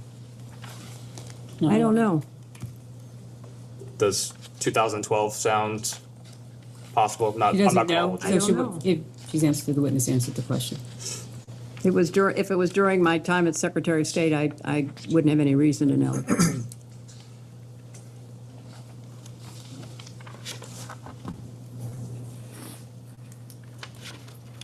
Who would have final decisions over the list of individuals or entities that would get recognized at a CGI event? It was a staff decision. If the staff made the decision, would the board have any input on that? Not that I'm aware of. And they might make suggestions as to people that should be contacted or followed up with, but I don't know specifically, and I certainly don't know anything about her involvement. Understood. And suggestions, what type of suggestions would they make on individuals or entities? Oh, they might say, you know, this person's doing great work on affordable housing, or this person has done some really exciting, hygiene work, trying to improve the well-being of people in some countries. It would be things like that. So maybe invite this person because we can maybe introduce this person to somebody who's interested in doing the same kind of work. And maybe they can make a commitment together. Are you aware of President Clinton having a lunch or other type of meal with Ms. Maxwell in 2014? I don't recall knowing that. Have you since been made aware of that fact? Yes, I have been. And was that in preparation for this deposition? It was. Are you aware of any other more recent meetings between Ms. Maxwell and any members of your family? I am not.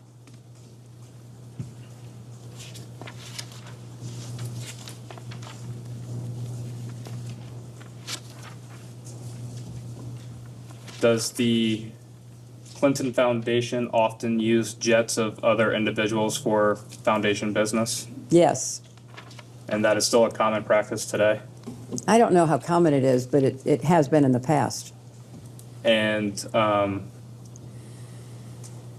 were there any other type of aircrafts that you are aware of President Clinton traveling on with Mr. Epstein? I am not aware of any other.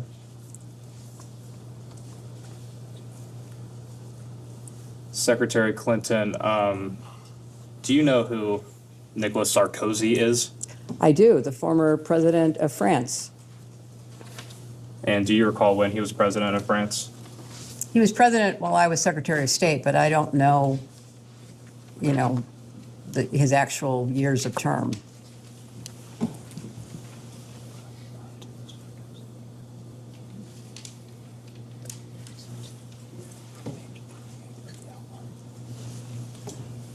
I'm going to introduce as Majority Exhibit 17 an email from the Department of Justice's release of Epstein-related files.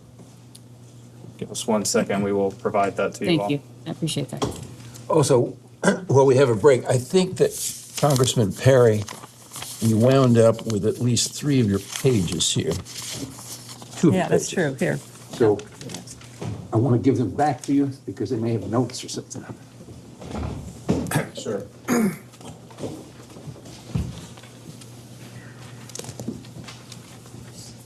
Thank you so much. I appreciate that.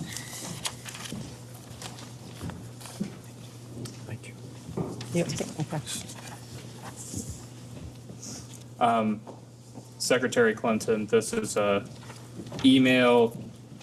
The top of the page says to a Oliver Colomb. I will stipulate to you that he was an advisor to President Sarkozy. It is date stamped EFTA 01949592. The original email here is from Mr. Colomb, and he asked, could you organize a discreet meeting between Sarko and Hillary Clinton in New York? If not, who should we ask? Mr. Epstein replies, meetings with Hillary are not easily discreet. When? We started to touch on this earlier. Are you aware of Mr. Epstein or any of his staff reaching out to anyone on your staff to set up a meeting? I am not aware, and I find it kind of weird because I know Sarkozy, he would not have needed, if somebody was seeking a meeting with me and Sarkozy, he would not have needed to go through anybody else. He could have contacted me directly. Understood.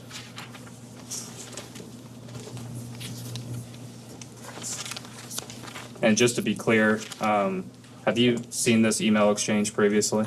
Yes. And that was in preparation for today's deposition? Yes. But no prior awareness of this email None exchange? whatsoever.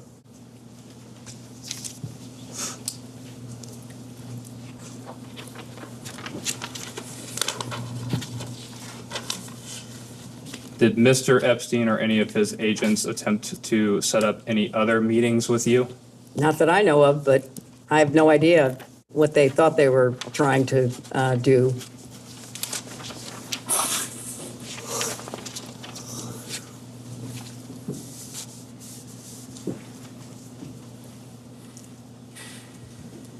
Secretary Clinton, we've touched on this a little bit, but just to make sure the record is totally clear here, you have said that you have never been to Mr. Epstein's island, is that correct?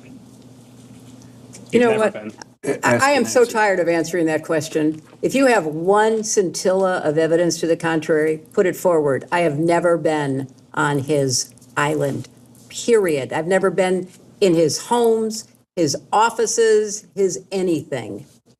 So I don't know how many times you have to say the same thing over and over and over again. And I just am struggling with the relevance of all of this. But no, I never have been.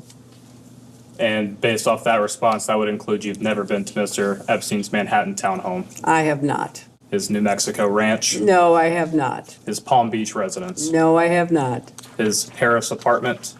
Didn't know he had one. Haven't been there.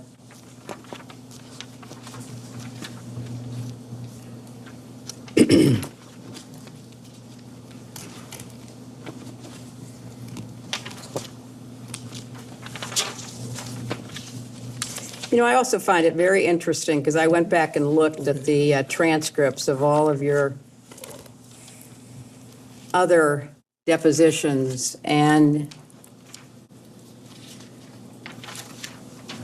none of the Republicans asked a single question to any witness about Jeffrey Epstein, or any question that would help provide answers for his victims to any of the people you deposed. In fact, the only questions that were asked by the chairman to Attorney General Barr. And what were they about? They weren't about Jeffrey Epstein. They weren't about Ghislaine Maxwell. They weren't about victims and survivors. They were, General Barr, I may jump in for a couple of questions. Were you aware of the involvement of Hillary Clinton and the Clinton campaign in the Russian collusion investigation involving President Trump? A deposition of Ms. Clinton. I'm just saying, you have kept me here for hours asking the same questions over and over again. I've given the same answers over and over again. Not a single Republican at any of your depositions has asked a question about Epstein or Maxwell. And it does seem to me that if the members were truly interested in getting to the truth, you would have asked Barr, Acosta, Wexner, you didn't even show up at. Secretary, I believe we are very close to finishing. Madam Secretary, did Jeffrey Epstein ever request any meetings with your State Department officials? Not that I'm aware of. That's been asked and answered, Counsel. She said she's never talked to him. She said that repeatedly. Well, I guess they have to hear it over and over again for it to. But I think you can rely on your previous answer. Whatever. Did Ms. Maxwell ever request any meetings between you and your State Department officials? Not that I'm aware of. Are you aware of any communication between your State Department staff and Mr. Epstein or Ms. Maxwell? I am not. Do you? Yeah, third and final round. Right. This is my third and final round. That's it for me, okay? That should make you happy.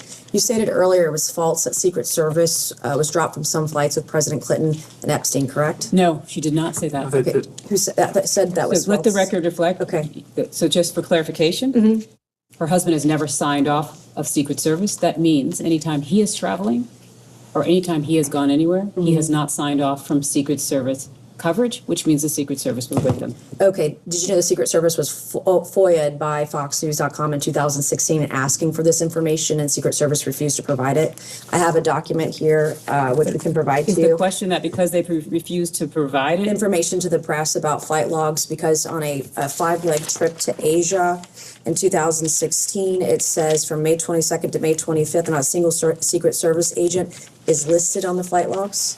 And every other flight that he was on, they were listed on the flight logs. I had So this is your printed question out. for the This is Secret Service or is your question for the Secretary? Well, I believe it was stated earlier that it was false. I'm clarifying that No, public what was stated reports. is false. Can we just make sure, can you read back for the record so that you are actually stating the actual Okay, fact? I had stated earlier this afternoon, while we're burning time, I suppose, with the last final 10 minutes of this, it was about the Secret Service not traveling with Clinton. I asked a question about whether or not they traveled with President Clinton at all times, and when I stated that they did not, I heard false. We can get the transcript tomorrow, but this is a Fox News report that you all now have, where it states that the Secret Service did not fly with President Clinton on all flight legs with him. So I wanted to clarify the record. To be clarify, you're saying that because Fox News reported that the Secret Service are They lying. weren't on the flight logs on a 5-leg trip to Asia in 2002. I believe the clarify the question, representative then. asks the secretary,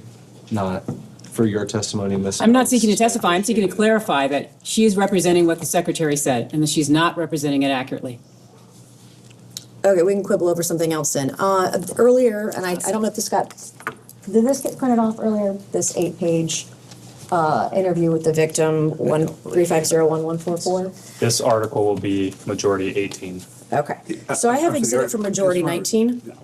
I don't know if this got printed off. This is, will be a document that I would like to enter as exhibit for majority, I guess, what number are we on? 19. It is with victim 3501.144. and the document would be -032. I asked for it to print it off earlier, but I know that we've had issues with printing. Can we go off the record for just a moment? Yes. Go off the rest. We will go back on the record. All right. All right, so this will be the majority exhibit number 19, and you have not reviewed this document. Have you seen this document before? I've never seen the document before. This is the first time you're ever seeing this document. Earlier today, in my second round, I was asking questions, and I made mention that about Bill Clinton, President Clinton's visits to Epstein Island, and that a possible cover-up about those visits, and I was called a liar, I believe, by somebody on the other side of this table. And so I told you. I don't think I did that. Do you? That I would provide this document and go over it with you. This is an interview by the FBI of an Epstein victim. It is 3501.144-032. And on page 8, which I'll give back to you, or I can read it to you.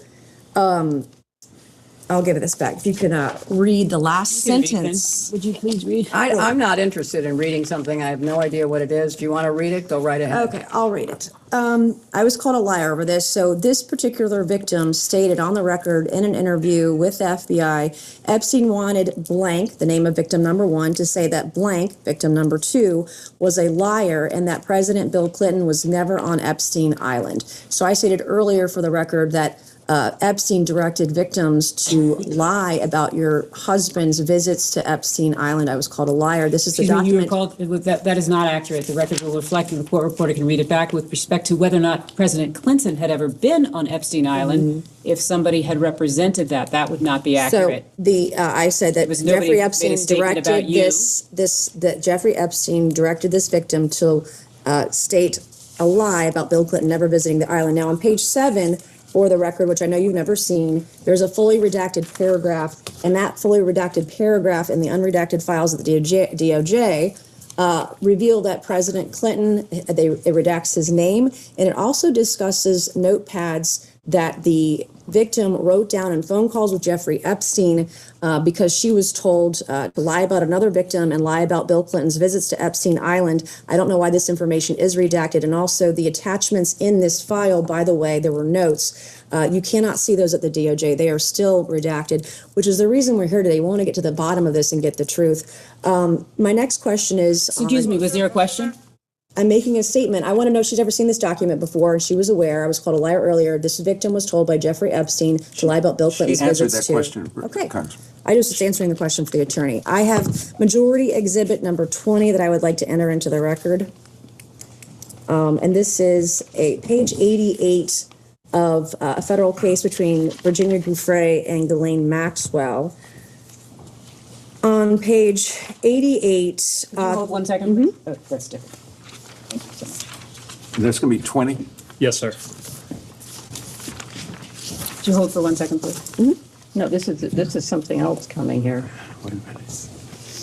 That's 20, I think. That's 20, right? He has in his hand 20. Your in your hand is The other redacted page that we handed out was the cover page. A printout we got from the other document that handed you guys the exhibit 19 she was talking about earlier. So we should be looking at Exhibit 8 right now. Is that right? Correct. And not anything related to the other document? For the record, it is labeled Exhibit 20 but the actual document states Exhibit 8 on the front. That is That was just the cover page. I had Yes. printed off just because these documents Full are hundreds of clarity. pages. I'm not an attorney. And just to be clear, it's a single page of some exhibit to a court filing, and That's hundreds of pages long. There are 2 pages. could you please represent for the record what court filing this is and what the title of the document is? This would be the Virginia Giuffre v. Maxwell federal lawsuit. It's case 115 CB 07433-LAP, filed on the 1st of January 2024, and it's page 88 of that documentation. What's the title of the filing? It's the lawsuit. Well, there are many. I don't have the pleadings in cover lawsuit. page. Is it a I don't have the complaint? cover Is it page discovery? for- Is it interrogatory? in that document. We don't know what this is? Okay. Can we take a minute to read this, please? Thanks. It's the first shaded paragraph I'm going to ask about.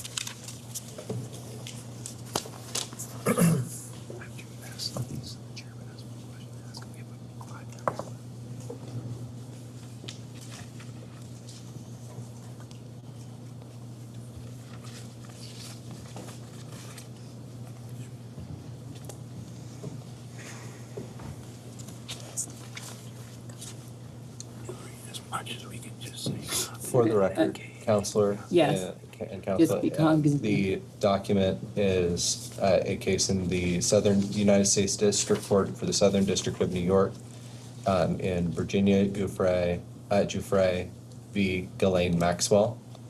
And I believe the Congresswoman has already stated the case number that is listed at the top of the document. Got that. I was just asking what pleading it was. Is it the complaint? Is it discovery? I don't seem to have the title of the document. This would be the defendant's submission regarding search terms and notice of compliance with court order concerning forensic examination of devices. Thank you.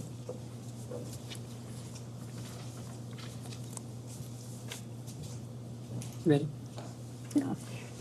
Who's filed this document? Who is? Elaine Maxwell. Maxwell filed the document, and it was objecting to a search, to a discovery request. I don't understand what. Could you help us by providing some clarification there? That is the clarification that we have, that this is her her submission to the court regarding a forensic analysis. And by her, you mean Ghislaine Maxwell or? Yeah, Okay. Miss Maxwell's. Again, that is here. That is what this document is. Well, it's a single page of that document. Can we go off the record for a moment?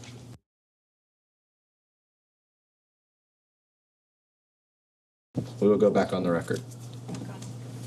May I ask a question?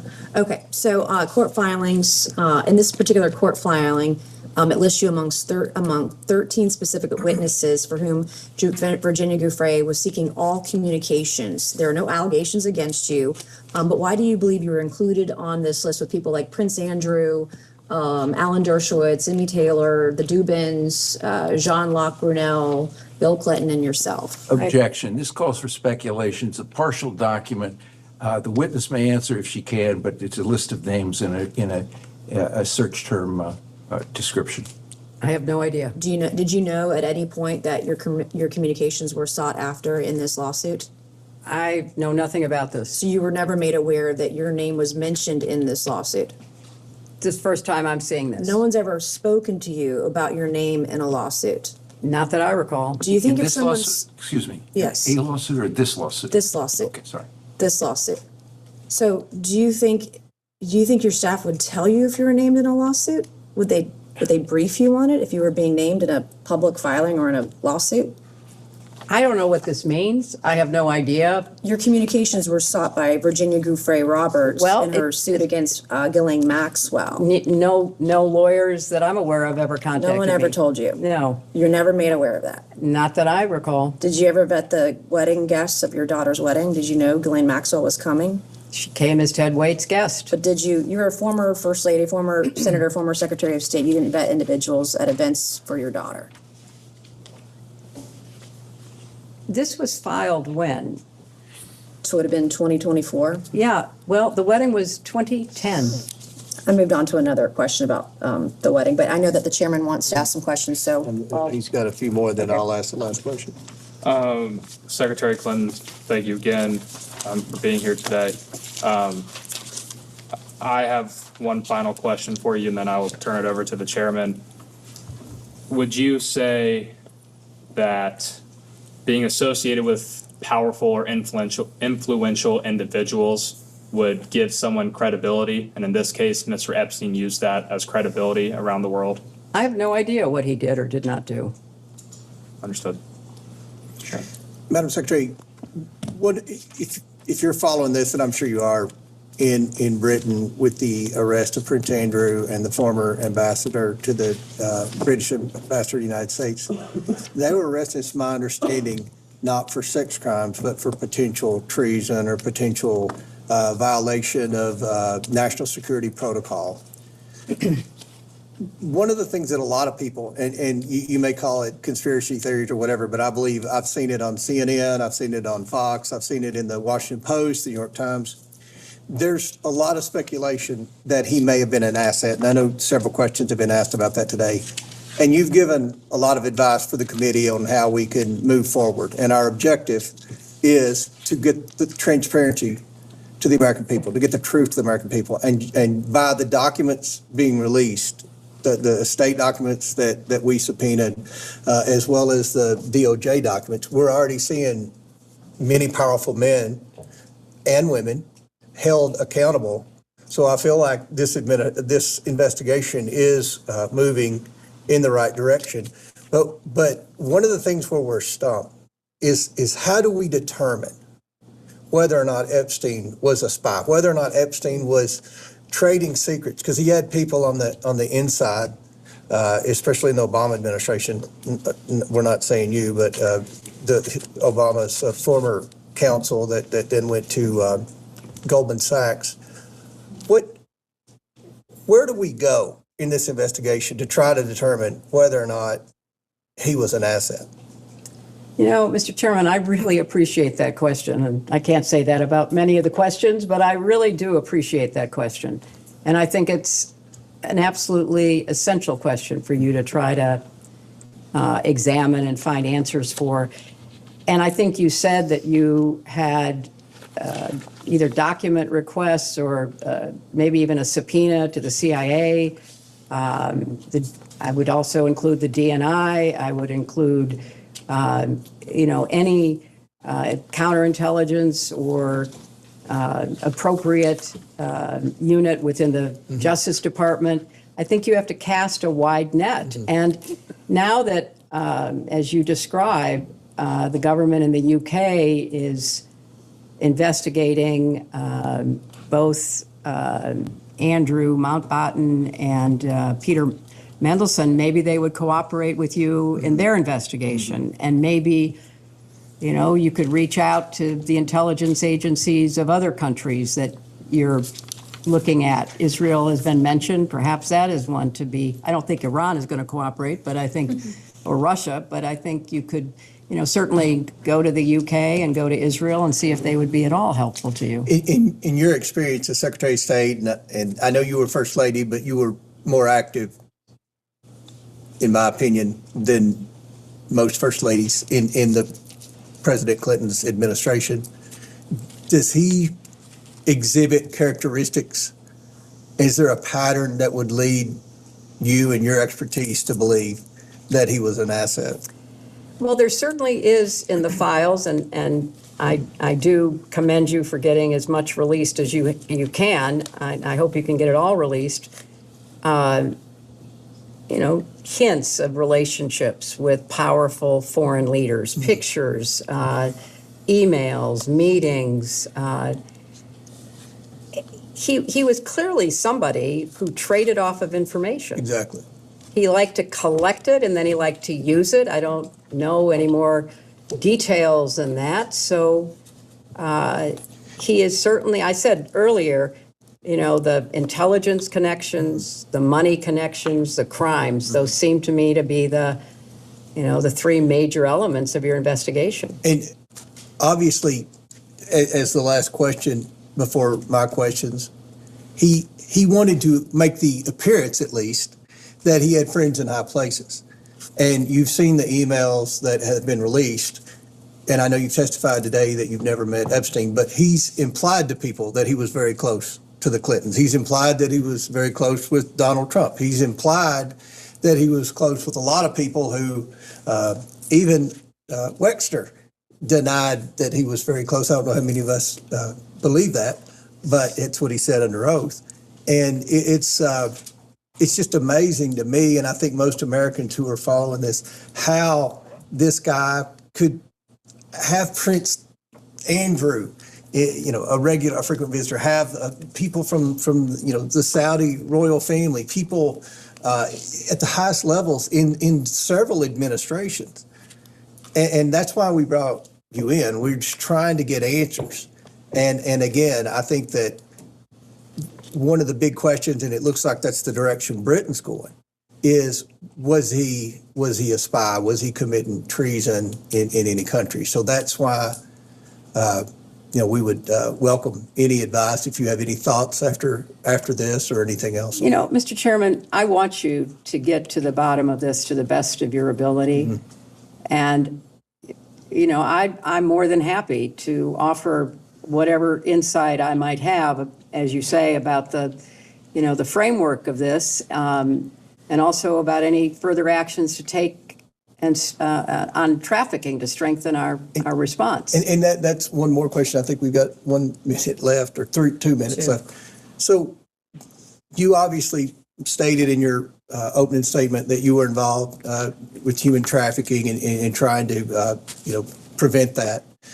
With what you've seen in the files, what Epstein was doing with those girls, recruiting other girls to come in, does that meet the legal definition of human trafficking, or is it more of prostitution? Because one of the things that we want to do at the end of this investigation, and I think Ms. Mace will play a big role in that, and Ms. Luna and Ms. Simon and all the members in both parties, hopefully, is trying to strengthen the human trafficking laws. And some people have suggested that based on what they've seen, maybe some of that wouldn't have, the government could have prosecuted him on human trafficking because it didn't meet the definition. Do you have anything to add? Well, I don't know all the specifics that you have at your disposal, but I've also read in some of the press that he was importing women from other countries. So I do think there's a distinction probably between what happened in the United States, but also what he was doing in other countries. So I think, but really, Mr. Chairman, you have to study this and analyze it and then advise your other colleagues in the Congress, your colleagues in the administration about laws that need to be changed and strengthened and resources that should be directed.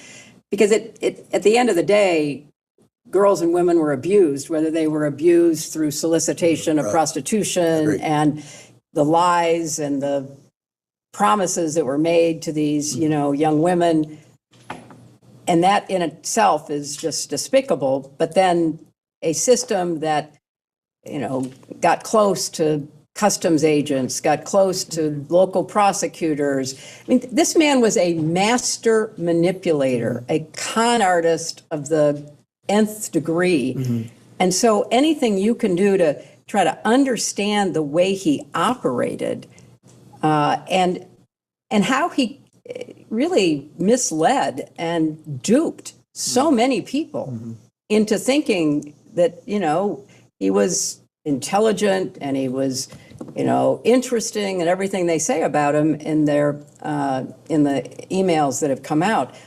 So that would be a great public service to try to really understand this and to break it down into the different categories that you're looking at. Hopefully we can do that in a bipartisan manner.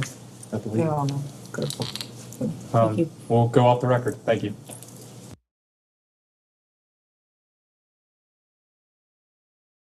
All right, everybody. Finally, that's done. So tomorrow I am going to do the Bill Clinton one too. Probably, I don't know, probably the same time tomorrow, 5 or so. I know it's long and boring, but it's important we listen to this stuff and hear what's going on. So, all right, guys, I am going to raid another channel real quick just because you have to raid so many channels per month here. And we're going to go right now. I don't know. It was just somebody who was live. I think it's Nick Fuentes, I think. I don't know. I don't care. See you guys later. Come back tomorrow. Same bad time, same bad channel.